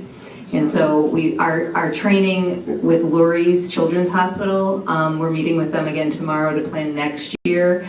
With our trauma-informed schools program we put in place this year has been very instructive in moving toward helping those students at all the tiers of our MTSS program. So it really is, it's going in a really positive direction. Is it possible to get the data broken down, to actually know what is the difference in rate of suspension? Absolutely, we can dig into the data and bring that back. That'd be great. I have a question with regards to on track for graduation. Most schools have kids who appear that are grade deficient or credit deficient. What will happen? We have a week and a half. Will they be able to graduate? Will they be able to walk with their class if they are deficient and are they enrolled in summer school programs? What is the policy, practice, and efforts for that? So, well, one thing just to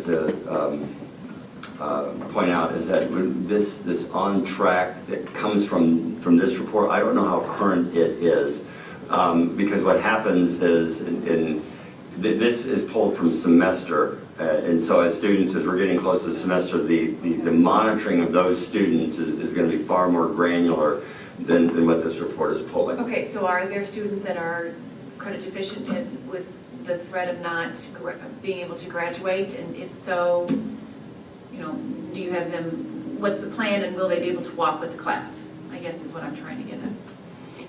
So there are a couple of students who are currently seniors at Hinsdale South that are not going to be graduating. They came to us, for example, without any credits in junior year.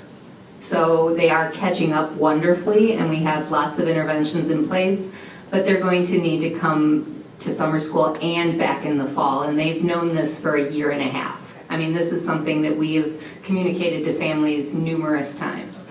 So we have 2 students I can think of in that situation, but I think what you're talking about is those students who are at risk of missing it by a class.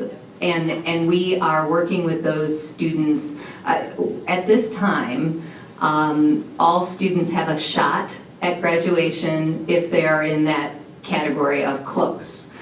And so therefore, we are working with those students minute by minute this week and coming up next week. And there's always those opportunities to make it, but they've been given all of those opportunities to enroll in classes and credit recovery, and they have been given all of the notice as far as we are concerned. And so let's just say this, usually at Hinsdale South, you miss it by more than one class.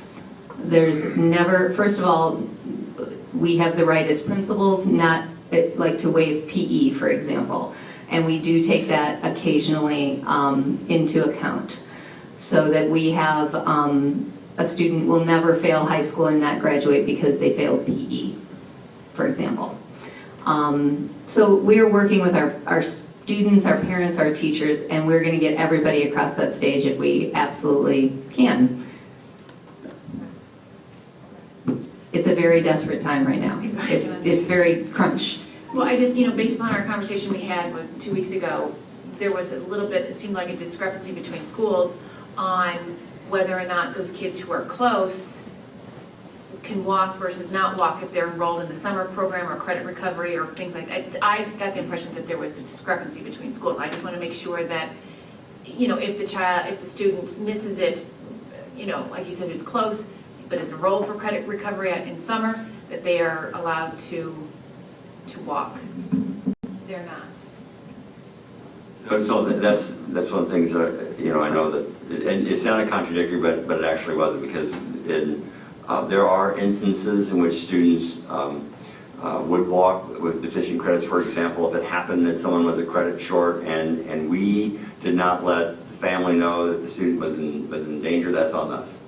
And the student still needs to finish that credit in order to earn a diploma. But as far as walking, we make very sure, I think Stephanie's trying to say, that we are all over this and making sure that families and students know that every assignment counts. You've got to turn in that paper, you've got to study for that test, whatever it is. But it is also the case, though, that we've adopted the practice in District 86 that if you've had all these opportunities, and it's not, it's not recent news to us when students are struggling, and we monitor these students, and so if you had every opportunity to do what needs to be done, then we've said, okay, then we'll have a graduation for you in summer. We had a graduation last summer. We had a graduation, I believe, I can't remember, it was last year, at the end of the fall semester.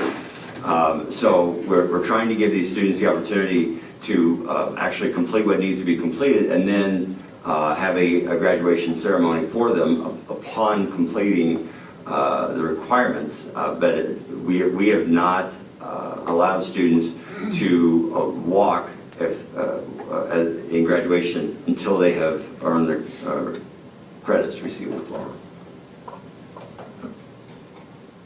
I didn't hear, that's not what I heard 2 weeks ago, so I heard that one did and one didn't, so. But we did talk to make sure that, we met right after to make sure we were absolutely aligned on this, because, it is difficult with 2 high schools to make sure that we are one district with 2 high schools, especially with respect to these kinds of things. We met to make sure that all our practices align, and that, and also communicating with each other if there's something that comes up, because we certainly want to be consistent in the way we're dealing with these unique situations, across schools. So we did make sure that we're consistent.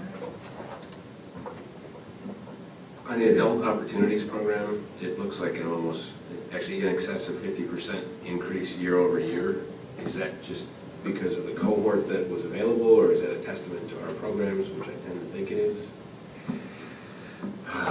Well, Tammy probably can speak to this.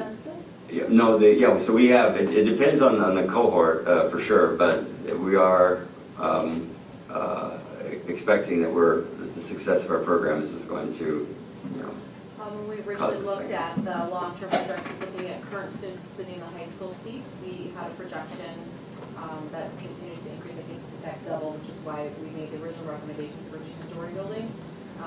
So it's just basically keeping up with the projected census of current students at the two sites. So every year, the IEP team of their senior year make those individual decisions, but we looked at current students in the system that we knew of when we made the original projections. So yeah, I just want to unpack that because Sammy doesn't have a microphone, unfortunately. But in 2015, I believe, was it 2015? We presented to the board a business case and a study that really said for the property where the transition center is now, that we would knock it down and rebuild it so we could go up.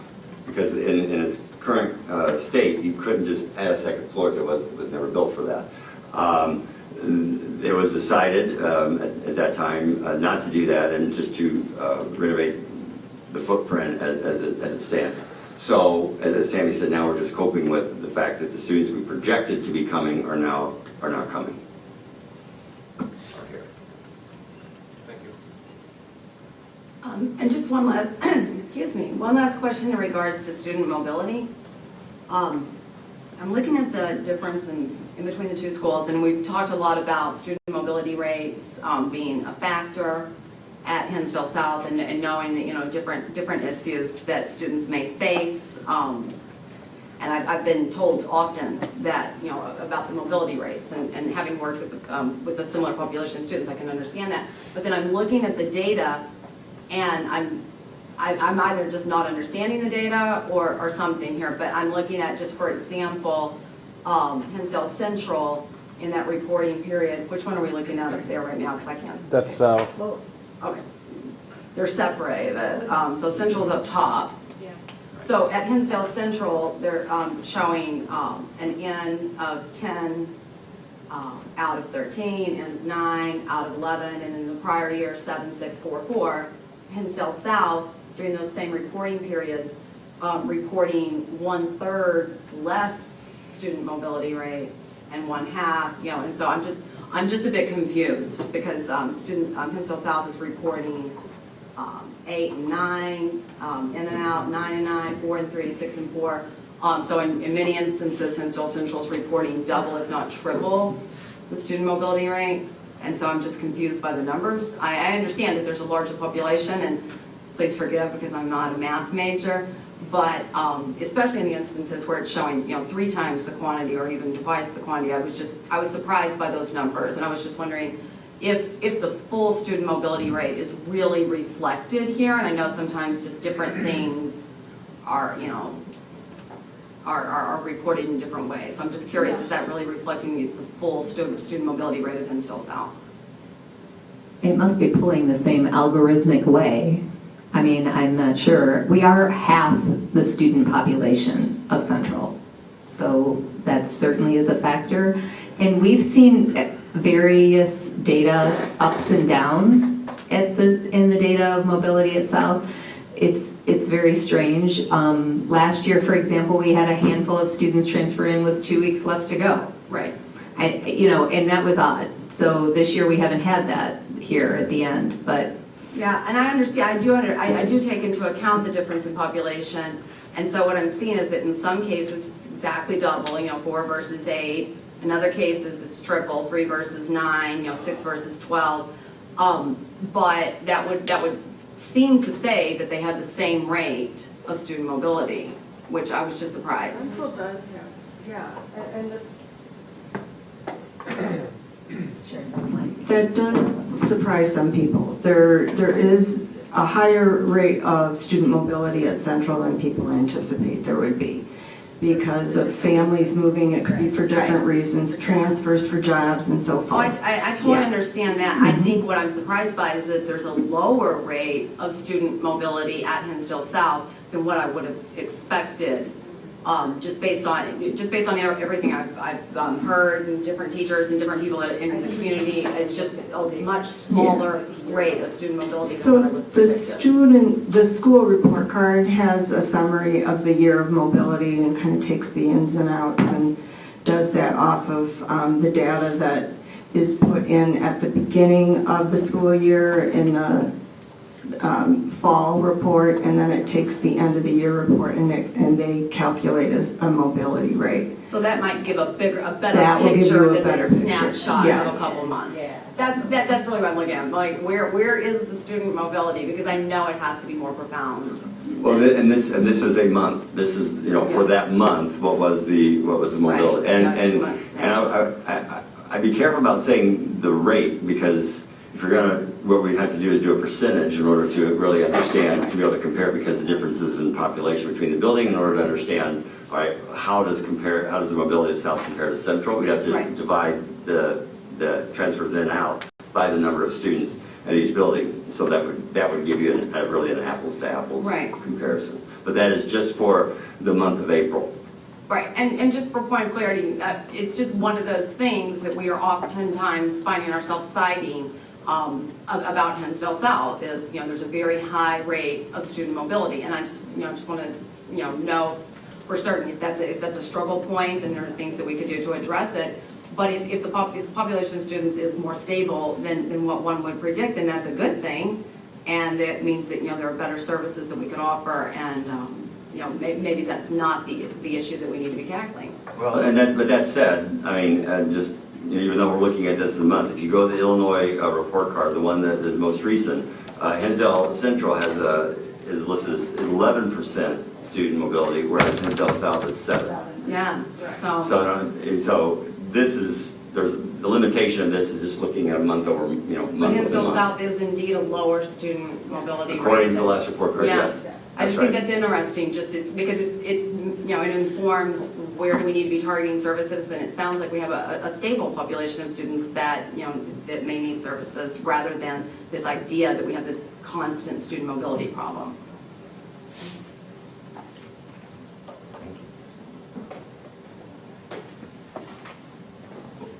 Okay, thank you, Ronnie. Nothing further, we'll move on to the administration or the business. And this is the regular financial reporting that the board receives from the administration. You'll see the treasurer report and the financial report is attached. Josh, I don't have anything to add at this time. Otherwise, if there's any questions on either of those reports, Josh is available to answer them. With respect to overtime, Josh, are you attending the finance committee meeting next week? Yes, I'll be there. Will you make a note to talk about that in the committee meeting? Of course. Thanks.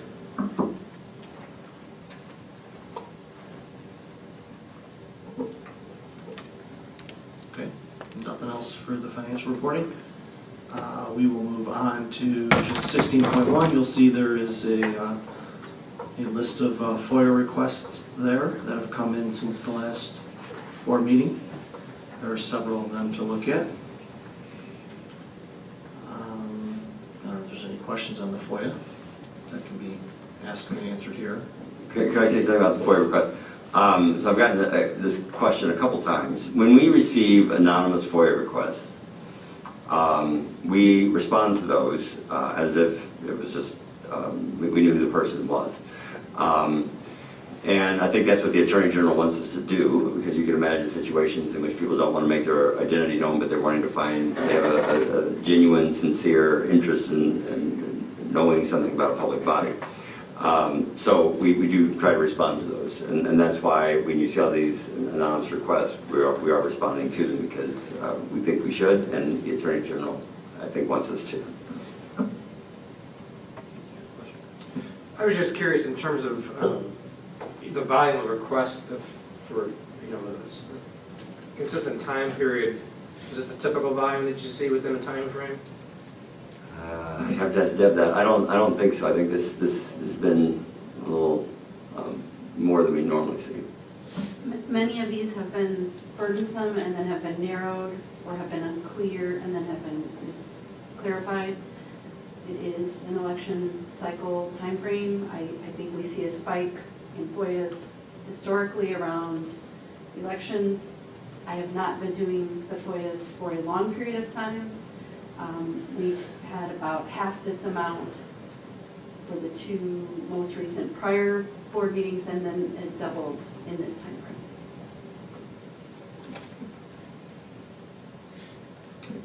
One other question, curiosity, there's, I was looking, it's common language in several of them, so I was looking at, I guess it'd be 1731 response to FOIA requests. And there's a kind of boilerplate verbiage about it would take an excessive amount of time of staff and or attorney time to collect, analyze, and review. Are we getting advice as to what actually is considered to be excessive? Both our legal counsel and the Attorney General have established through response to FOIA complaints, numbers of documents that could be considered unduly burdensome. And so we are working within that parameter in trying to respond. What do we see in terms of challenges to denied requests? There could be several challenges. It could just be the amount of time it would take. If someone says, I want to see all the email generated on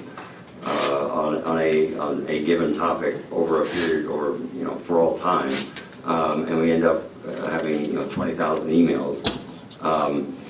It's very time consuming, because what we need to do then is we have to go through each one of those and begin to redact. There are certain exceptions under the FOIA law that, for example, if something is pre-decisional, if something is opinion, if we're stating, if it's a draft, all of that. But we need to go through all of that, and then personal email addresses, and if someone, wrote to the board and put their home address and their home telephone number, then we take all that out. So and if you've got 20,000 of those. No, I understand that piece of it in terms of the burden, and what I was curious about is how often when we deny a request because it's over excessive and all that, how many times that's challenged. Do we seem to be striking the right? I guess what I'm interested in is, do we seem to be striking the right balance when we say something's excessive? If we have a request for one, the email, the text message of one person versus 30, somewhere in there there's a continuum, and do we seem to be hitting the right balance with that? Keith, are you asking about which ones are then appealed to the PAC? Public Access Counselor? Because that would be the next, if we deny. Whatever the next level is, are we? It would be the Public Access Counselor. Yeah. Unless they just sue. They could just sue it, go straight to court if they wanted to. Faster. We do try to, when possible, have a conversation. It's not possible when the FOIA requests are anonymous, and let them know the search parameters that we're using based on their request. We try to use that language actually in the responses as well to help further guide, so we can hopefully get to a narrowed request. As helpful as we can be in responding. And that's a very important point, because when someone, that says the anonymous ones are more difficult to deal with, but when we know who has sent us a FOIA and we know it's going to be overly burdensome, she will call the person and say, okay, here are some ways you could narrow this, that we could respond to it, to try to help get the person, and sometimes we really try to, when they ask this general question, that's going to be way too many documents, we try to really understand what they're after, so they can narrow their own requests, so that we can provide them the documents that they're interested in. Because we do, as a public body, it is our responsibility to give people access to public documents. I think that's a good way to go. I hate to see us spend tax dollars fighting FOIA battles, and I just don't think it's a good expenditure of money. So I like your approach in trying to resolve these disputes, so we're not automatically seeing appeals to the PAC or litigation as we've seen in the past. So I would also just add that the types of responses that we have been receiving of late don't tend to be, we can't get to the documents. We can get to them, we just have too many in the way in which they're requested. I know that one requester indicated when he responds to FOIA in his job, they have trouble getting to the documents. They can't actually find them. We're not having that type of issue. Our requests, we're able to get to the documents. It's what the volume of them at that time.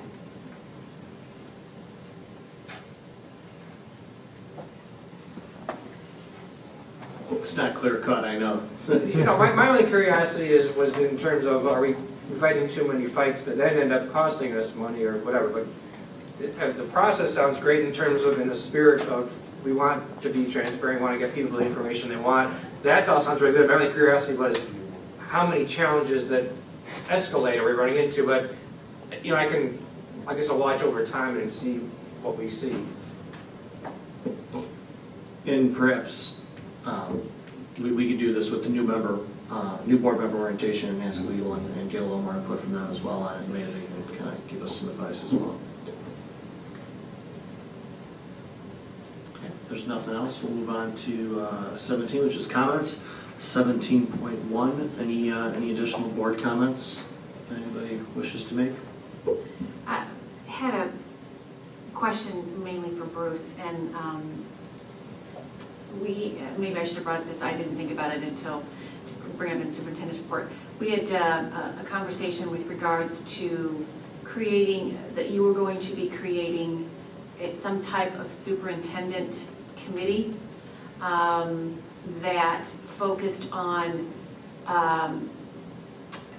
facilities, that was sort of a subset of the True Facilities Committee, was going to be a community-based group that would look at facilities, but I think it would also have the dialogue of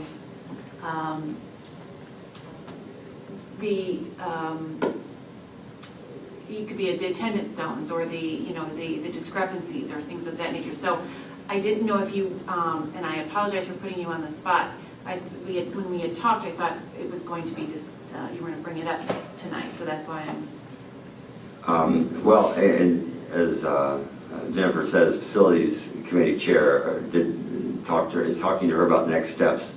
And we can talk about it now if you want. My first thought was, well, let's get some direction from the Board of Police and having some budget lines for the engaging architects, for example, or public relations firms, whatever it is we need, the board needs to get information. Let's at least get some direction from there. And then, as that discussion progresses in June, we would begin to, as you said, get a better understanding of what the board is interested to know, and to then put together a group that would start bringing information back to the board. I know that Nancy has mentioned, I think it was at the very first meeting, she mentioned this idea that we should have a big tent for this discussion. I'm putting words in at this point, but we should have a big tent, and we should be inviting people who had concerns about the first referendum, as well as people who in 2016, worked to try to get us to a point that that the community might support a referendum. So there are a lot of people out there, a lot of different people, and I think that this was Nancy's idea. Let's get all those people together and let's talk through this. So I would be happy to start putting together something like that if it would be of value to the board. And talking to Jennifer about it, I wanted to make sure that she and I were just kind of talking about the ways this could go.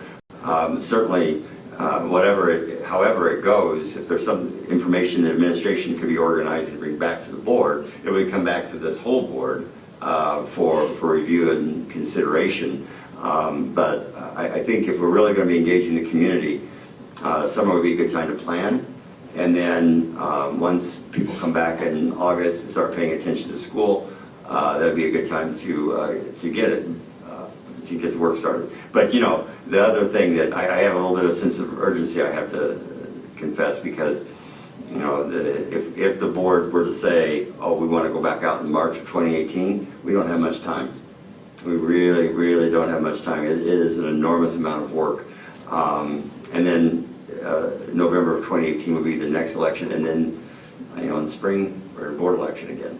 So it's just depending on how this board wants to handle this. But if the board said we would like to go back out in March, we would really have to get to it.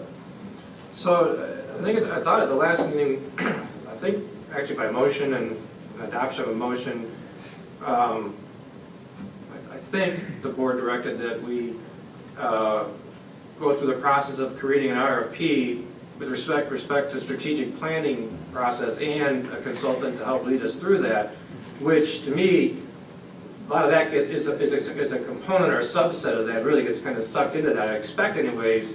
And in terms of a timeline, I would think if there's going to be a future referendum, it would come out of that because that would reflect what we learned from the community, all the different stakeholders, and we have now a comprehensive strategic plan. So I'm not sure what the process is. I would have thought that item would be somewhere on today's agenda as far as, it seems like in terms of sense of urgency, we'd be moving pretty quickly on getting that rolling. So I'm not sure, somebody needs to educate me as far as how that might work.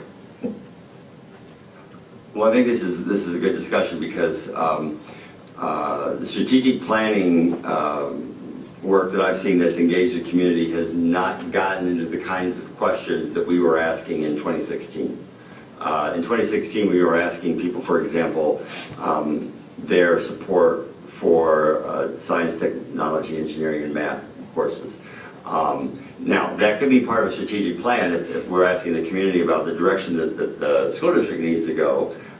But when we're asking about whether you would support a swimming pool, for example, in Hinsdale Central, which we asked almost just like that, that is really not a strategic planning question. So that's why I want to make sure that, and it's going to take, even strategic planning is probably not going to start until the fall. I mean, it's not something we'll be, and it's going to take a while to put together a process that the board would be able to say, okay, of these three firms, this is the one we want to lead us in that. That's going to take some time.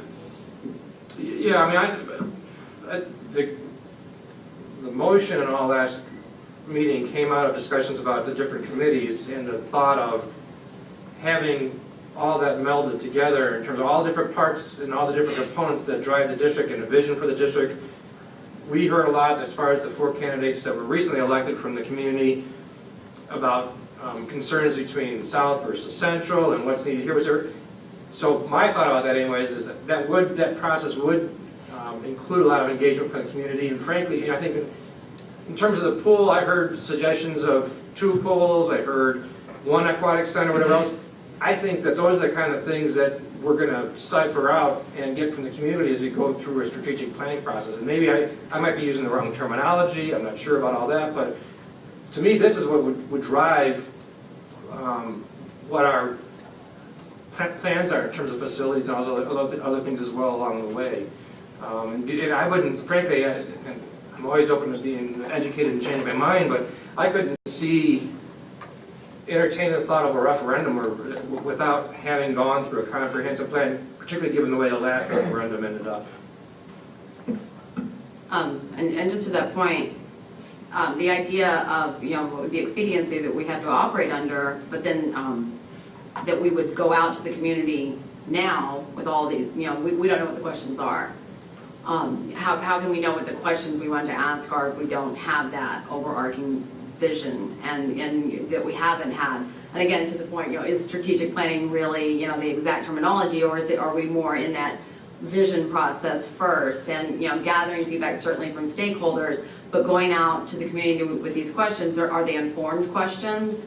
And so I think that could, inherently lead to, you ask the questions first, we get the community's response, then we go in and create a vision, certainly taking into account what they've said, but we don't really know up front what we need to ask until we have gathered together and had that first meeting. So I feel like that strategic planning and visioning, it's an ongoing process, and to the point of expediency that we should start that sooner rather than later, lest we get our proverbial cart before said horse. So if that's possible, I would hate to see us waiting until fall to get that process going. I thought of it more as something that was going to happen, within the context of goal planning and all that we're doing on the 29th.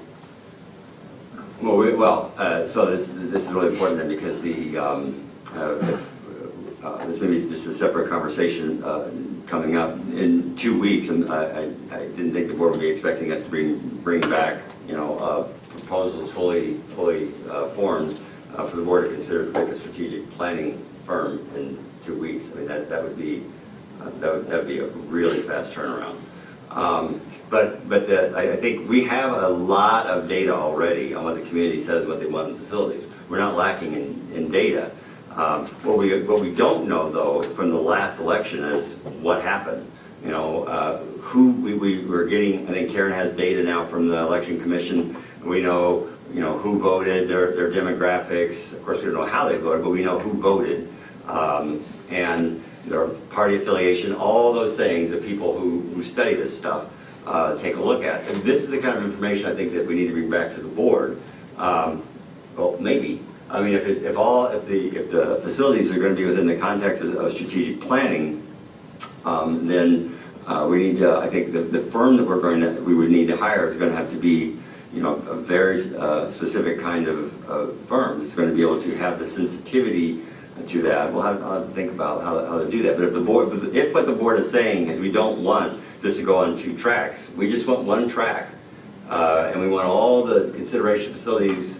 And all the question about any possible future referendum to be all baked into strategic planning process, then that's really important information.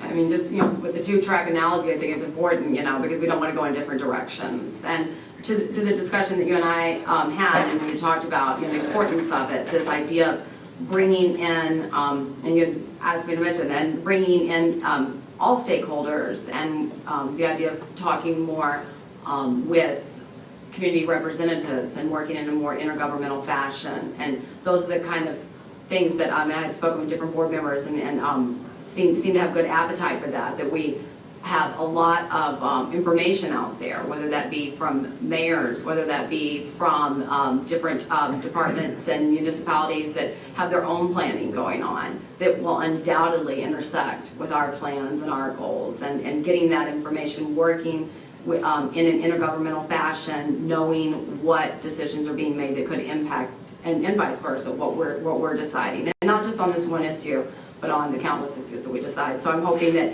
that work can also happen, that we are making sure to take into account what construction company has been approved to build X quantity of residential housing units in such and such area. I know that there are different housing choice vouchers being approved right now in Clarendon Hills, and how will that impact student population and numbers. So just all these things that happen within the role of different government agencies, and how we should be coordinating our efforts to make sure that we come to the right conclusion. So I would like to just add a little more to it, right? I think to myself, I'm like, oh my gosh, we're solving a lot of problems here. This is a lot of things happening. So I think that master facilities plan, right? We have some really pressing facilities issues. I don't think anybody would disagree with that. And we also have sort of the balance in enrollment and sort of thinking about that and what we want to do with that. And I know there's been so much work done, right? The master facilities plan was a great plan, and everyone worked really hard on that. I think once the pools came in, and then things got kind of a little bit murky, and it didn't maybe end the way it started. It was supposed to end. Maybe it just didn't seem to get down that path. So I don't know, do we start all over again? I mean, you don't start all over again, but somehow, what was the good work, and what are the things left that we have to decide? Yeah, and along those lines, I think the biggest issue is there's 7 of us who have not ever had to sit down yet to see where we all stand on everything. So I was envisioning that was our next step, was for the 7 of us, what are our visions? We could have 7 different visions. There could be 5 that are the same. Nancy, you and I have had the liberty of talking to each other on the side about it, and you've said some stuff, I'm like, oh wow, that's great. And then I've said some stuff, and you said that's okay. No, I'm just kidding. But I mean, to that point though, I mean, there's new ideas that weren't there. I don't think we're starting all over. I think we have a great base, but I think the vision and the direction that each one of us thinks that we need to go and perhaps if we're talking to each other, we'll deviate from our path and find a common goal. Then there's a lot of research, and that's where the community, I think, comes in. But we haven't had that sit down yet, so we don't even know where the 7 of us are on the individual issues, and I think that's our next step. Well, personally. To me, that kind of seems a little about a cart before the horse kind of situation. In terms of, I'd rather have some of the work done and take some of the data and start to understand it and reach out to stakeholders. I don't stand anywhere. I don't have a position on much of anything. I want it to be informed by facts and what we learn from the community, what we learn from experts as far as what makes sense or not. And from that, I would see, for me personally anyways, where I stand on whatever particular issue might be with respect to the facilities or whatever it might be. So for me anyways, and I respect, there's at least 3 that have been on the board for a while that have some developed opinions or visions of where they are, where they want to go with things, but it'd be helpful for me to learn a lot more about it before I get to that point. Right, but some of that work's been done already, because a lot of that work was done for the MFP, so that's stuff that would be presented and discussed, and, that was community input. So I mean, there is some there. I don't disagree with you. I mean, we absolutely need to, in Bruce's words, build the tent and have everyone come in and offer their opinion. There are a lot more interested people now in this MFP than there was prior to the referendum going out, which is a great thing. And we do need to definitely tap into that, but I think to go out without us meeting one time would, to me, I don't think it would be terribly effective, but I understand your point of wanting to gather the input of the community, because we certainly need that. Yeah, I think we're kind of on the same page as far as I'm not suggesting we can't talk to each other, have an exchange of ideas or discourse, and I would benefit greatly from that. So I think we're thinking the same thing. So what can we bring to the board on June 5th? Right now, we have, of course, we're all focused on, at least on the operational side on budget, because we're have all celebrations that come in May. We also are gearing up for bringing a tentative budget to the board in June. So what can we bring to the board in June that would allow us to have either a discussion or information? At one point, for example, the board said we may want to bring in Paul Hanley to, he's a consultant from George K. Baum, who worked with us before, to analyze the election results. Well, that may be the cart before the horse. We may not need that kind of analysis yet because we may not be there. But my question is for June 5th, what can we bring to the board to move this conversation forward? I don't know, I don't have an answer to that particular question. Because I'm still trying to sort of wrap my head around what everyone has said tonight. The strategic planning, when you hear strategic planning, you think of the mission vision process, and I think, you said it, Keith, that's probably not the correct term to be calling it, but for lack of a better term, it's a strategic planning process that I think, Bruce, you talked about. You would need to find, a specific firm to help lead us in this conversation that will focus on facilities needs, and I don't even know what to call of the issues with regards to, is it boundaries, is it attendance, is it, all of that. Whatever, I don't know, there should be some word that encompasses all of that. I don't know what that is. But, because I think, I don't think we're to a mission vision. I think we're to the facilities attendance issue. And that's where I see the tent going up and bringing everybody in. So I would like to see that the administration continue building this RFP and getting it out as soon as possible. I'm not sure if the consulting firms specialize in things like this. I don't know. I don't know what's out there. But as far as what to bring back on the 5th, I honestly don't know the answer to that question.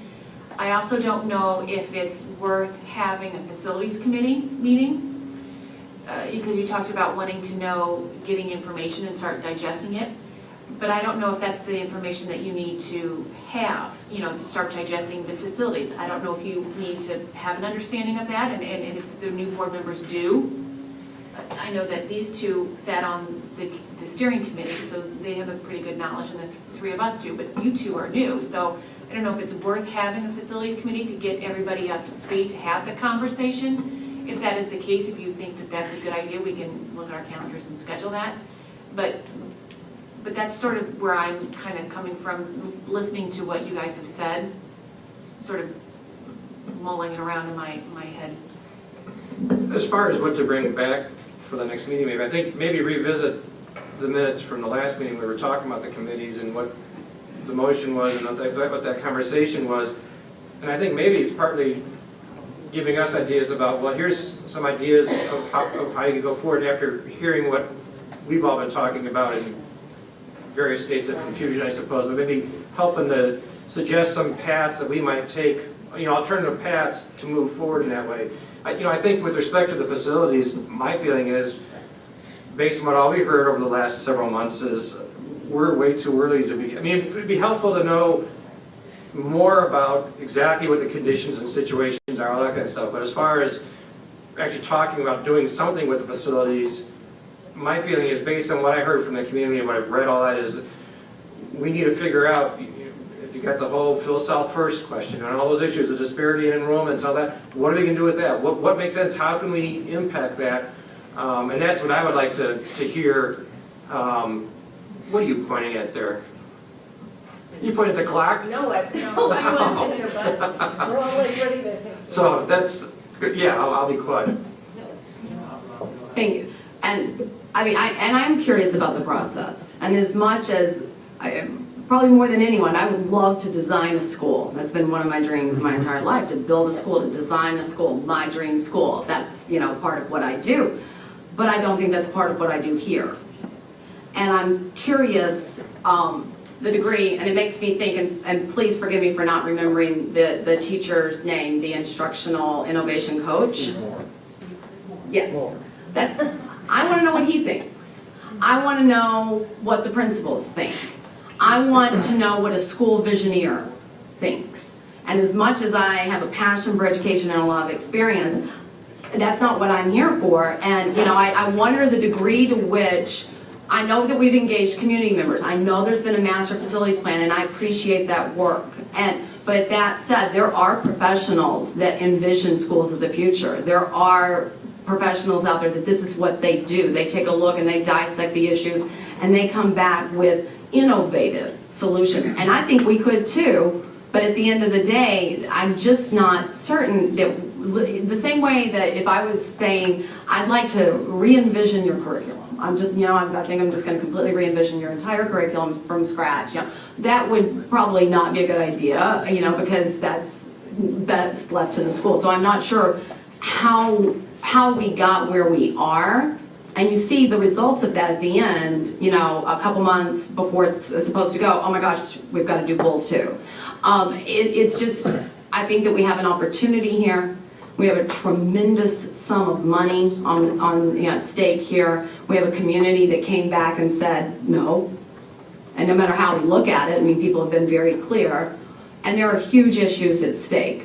You know, student population issues, and there are, you know, people that I could sit here and tell you, well, in my legal opinion, which I'm not a lawyer, but you know, and I've looked at civil rights law and I believe that we could violate this and that, and I think that we should have a personalized learning environment, and I think, but to what degree have we engaged authentic professionals to envision an innovative school and to come up with the best possible outcome, rather than us saying, you know, well, I want this, I want that, so. I mean, I think just to be clear, I think when we went through this functional team process, and Steve was part of that, and I think everyone here was part of that, we spent hundreds of hours, oh my gosh, hundreds of hours asking that question. And as Steve showed, they did research, you know, and we were engaged with the architects who are involved in building schools. And so that really was the question when the board in January of 14. 15? But started in December of 14. Yeah, January 2015, the idea in updating the master facilities plan was to answer that question. What kind of instructional space should we envision that would allow us to accomplish the educational mission that is in front of us now? Not the one that was in front of us 20 years ago, but the one that's in front of us now and one that's coming up. So we have asked that question. We've got hundreds, I bet maybe 1,000 pages if you add up all those functional team reports answering that question. And we had students and teachers and administrators and parents and community members. I mean, it was quite a process. So we have all that, how people envision what our facilities should be. That's not what we're lacking. I'm going to go to Nancy. Go ahead. So I have this thing in my head that I want to see, and I'm never really good at articulating it, but here's what I'd like to see. So there was, and I don't think that you had the benefit of seeing all of that work, and each piece of the school broken down from turning everything green to, it's incredible. So you guys should be part of that. But I guess what I'd like to see in that March of 2016, there was that comprehensive list that the board approved, right? The master facilities plan. And so I just would like to see this visual graphic of that this was the plan, and then the community met and had this plan. And then all of a sudden, it got to be too much. And then what happened? And then what are the choices? So the pools came in. So when the pools came in, they pushed off a lot of good things that we wanted to improve our facilities, but they just got pushed off. Like, what got pushed off, and why did those things get pushed off, and what are the choices? Right? We said 2 pools. Well, is it 2 pools? Maybe it's not 2 pools. Maybe it's 1 new pool and 1 fixed pool, or no pools, or, but what is that, right? And then what happens?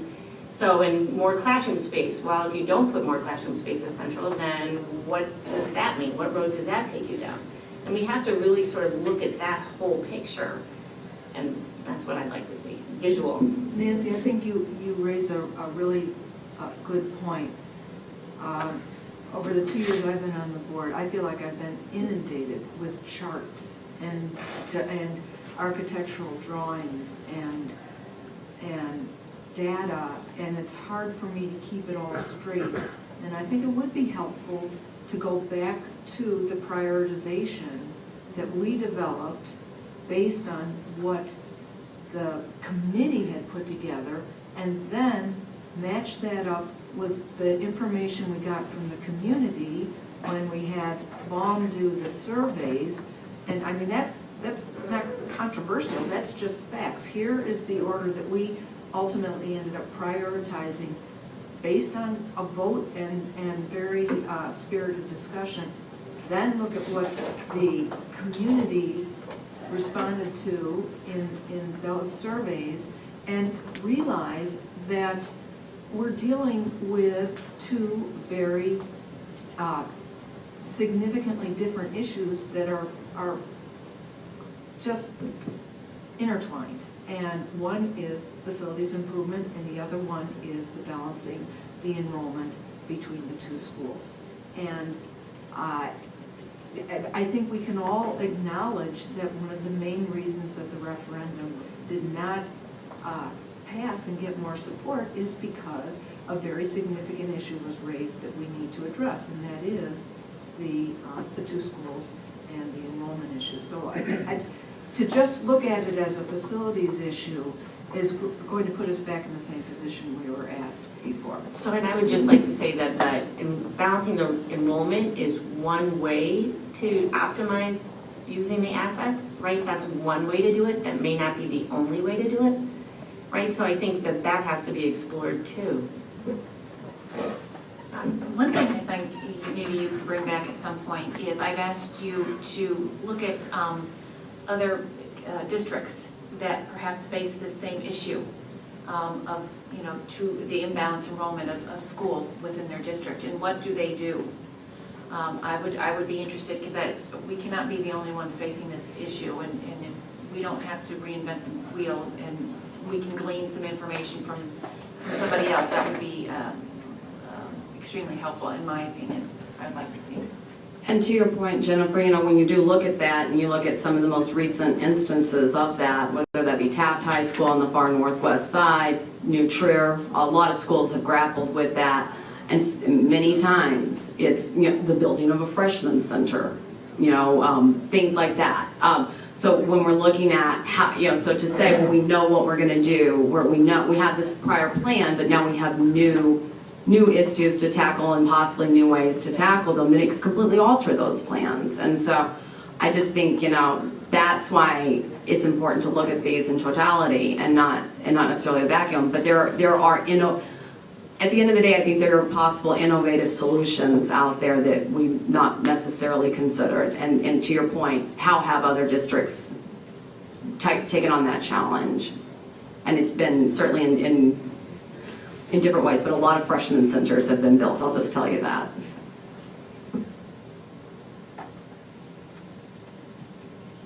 I think Kathleen summarized it nicely. We have a significant amount of data. The question is, with what we knew last summer, what we now know based on what the community members told us with the election and what we've heard in public comment, I'm back to where Dr. Law raised the question initially. What do we want in the budget so that we know where to go? I mean, we've had a very good discussion here, which tells me we're not in a position to take an affirmative stance one way or the other on much of anything other than what do we want to do to continue putting a framework together.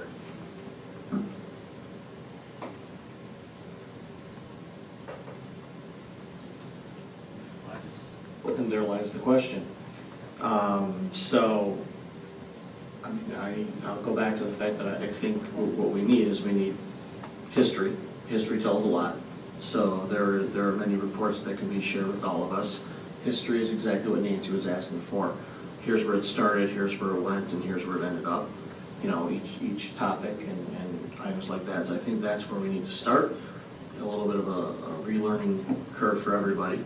And looking at the history, so I think getting those reports together, and then I do think it actually starts with the master facility plan meeting at some point to discuss all of those. You know, it's too much to have at a regular board meeting. You know, a committee meeting can just be, you know, a historical perspective, how we got, when we started, how we got there, et cetera. And you know, there doesn't even mean have to be any decisions made. It's just so I'll circle up with Bruce and something will come out. Good. Thank you. It was a very healthy discussion, so thank you. Any other board comments? It was a very healthy discussion, so thank you. Any other board comments?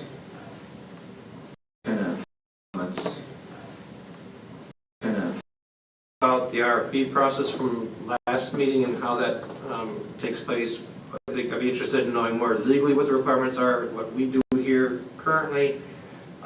Maybe revisiting that a little bit. I'm a little bit concerned, and maybe without any good reason. So it'd be good to know that. But I'm just looking at the letter from Archon on the summer bid, and I'm just wondering if, for instance, when we receive RFPs, who opens them? Where do they open? I'd assume they'd be open in a building somewhere, in a public meeting. But from their letter to Josh, I can't tell that. I can't tell who opened it. Those are just examples of questions that I would have. And I know Robin mentioned asked a few questions last week as well that I think were useful, pertinent questions. So maybe a little educational opportunity for if nothing else, myself. Maybe some other people, but and maybe just a little bit of review of what we're doing and how it matches up with what the requirements are. Yeah, absolutely. And future agenda items, we don't bring them up and discuss it. First, again, on the agenda, I think that's a great one because some of those questions were answered last time. I'm not sure we were all kind of spinning maybe a little bit. And that particular item was out of the ordinary for its turnaround time, as we all know. So yeah, I think that's a great item. We'll definitely get that on a future agenda. We can all speak freely about it and be able to answer those questions. Are there any other future agenda items at this time? Okay. So then the next item is 17.4, which is the audience communication. Education. So if anyone would like to address the board, they may address the board now. Step up to the microphone, identify yourself. Comments are limited to 5 minutes per board policy 2230. Hi, Linda Burke, Hinsdale. Oh, sorry about that.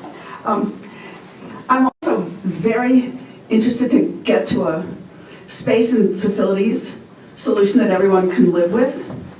I'm also a big believer in history and a few lessons of history.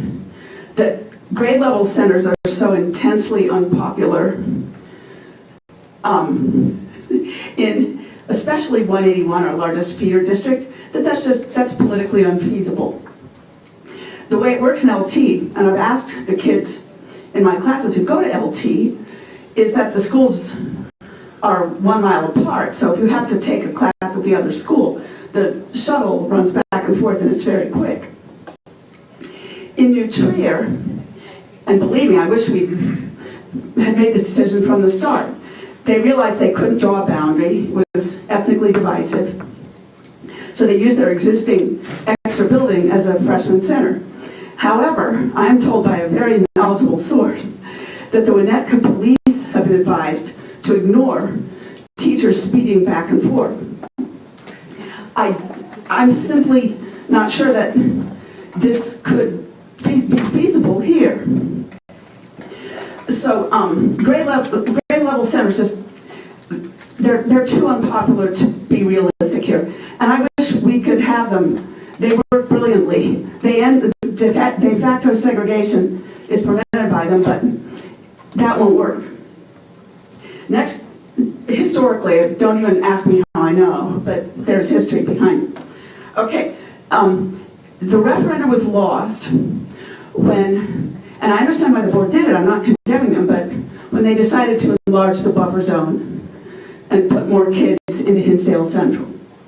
That fatally alienated the South community from ever supporting the referendum. So if you have all of South and all the anti-tax people against it, it's doomed.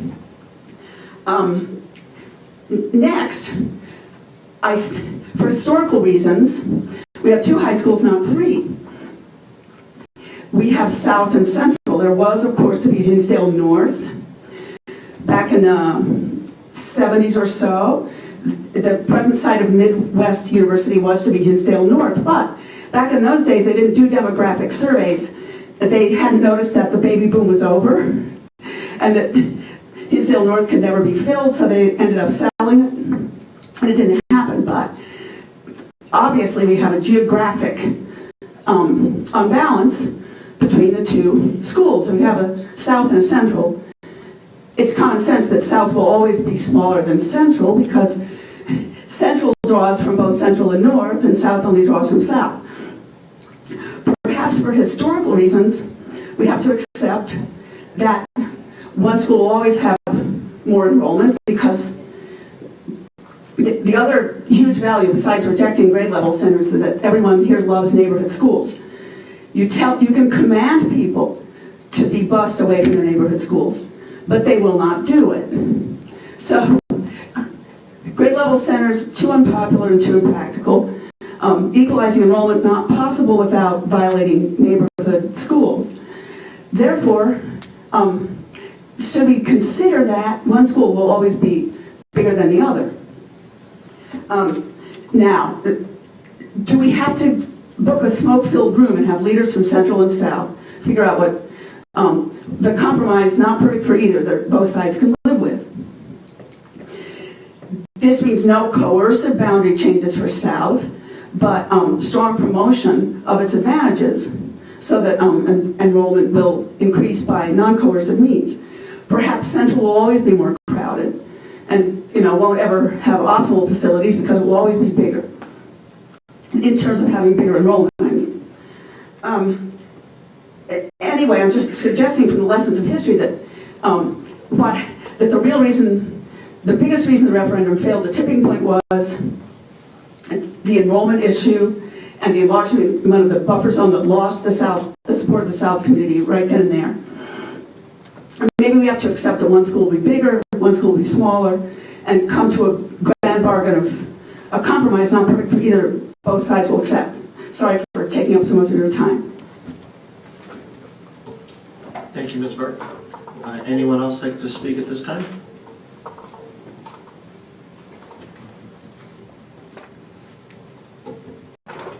Hi, Kay Gallo. Number one, thank you for putting up with my comments from the peanut gallery. I will try to get better. Number two, thank you. We were going to talk later about that. But A detention, okay. Number two is a thank you to the staff, Mr. Moore and Pam and everyone, for your creativity in acquiring educational furniture in the best interest of the students. Number three, thank you for the timely IT security information that was quite timely with the WannaCry virus going around. Tim and his staff work efficiently in acquiring the necessary updates for the district. Thank you for taking care of the district. Number four, thank you for your thoughtful discussion and deliberations. It was quite pleasuring sitting out here, listening to you guys being so thoughtful in deliberating. And number five and final one, thank you for governing by policy. And thank you, Ms. Gallo. Any other individuals like to speak tonight? Okay. Not seeing anyone get up. At this time, I'd like to have a motion to adjourn to closed session for discussion of the purchase of property, the appointment, employment, compensation, discipline, performance, or dismissal of employees. Motion. Thank you, Kevin. Seconded by Kathleen. And Devin, roll call if you're ready, please. Mr. Gonzalez. Aye. Ms. Planson. Aye. Ms. Pollak. Aye. Mr. Carpenter. Aye. Mr. Camden. Aye. Ms. Hirschman. Aye. Mr. Chabal. Aye. Motion carries 7-0, and we will not be taking action when we come out of closed session. We'll stay here a few minutes.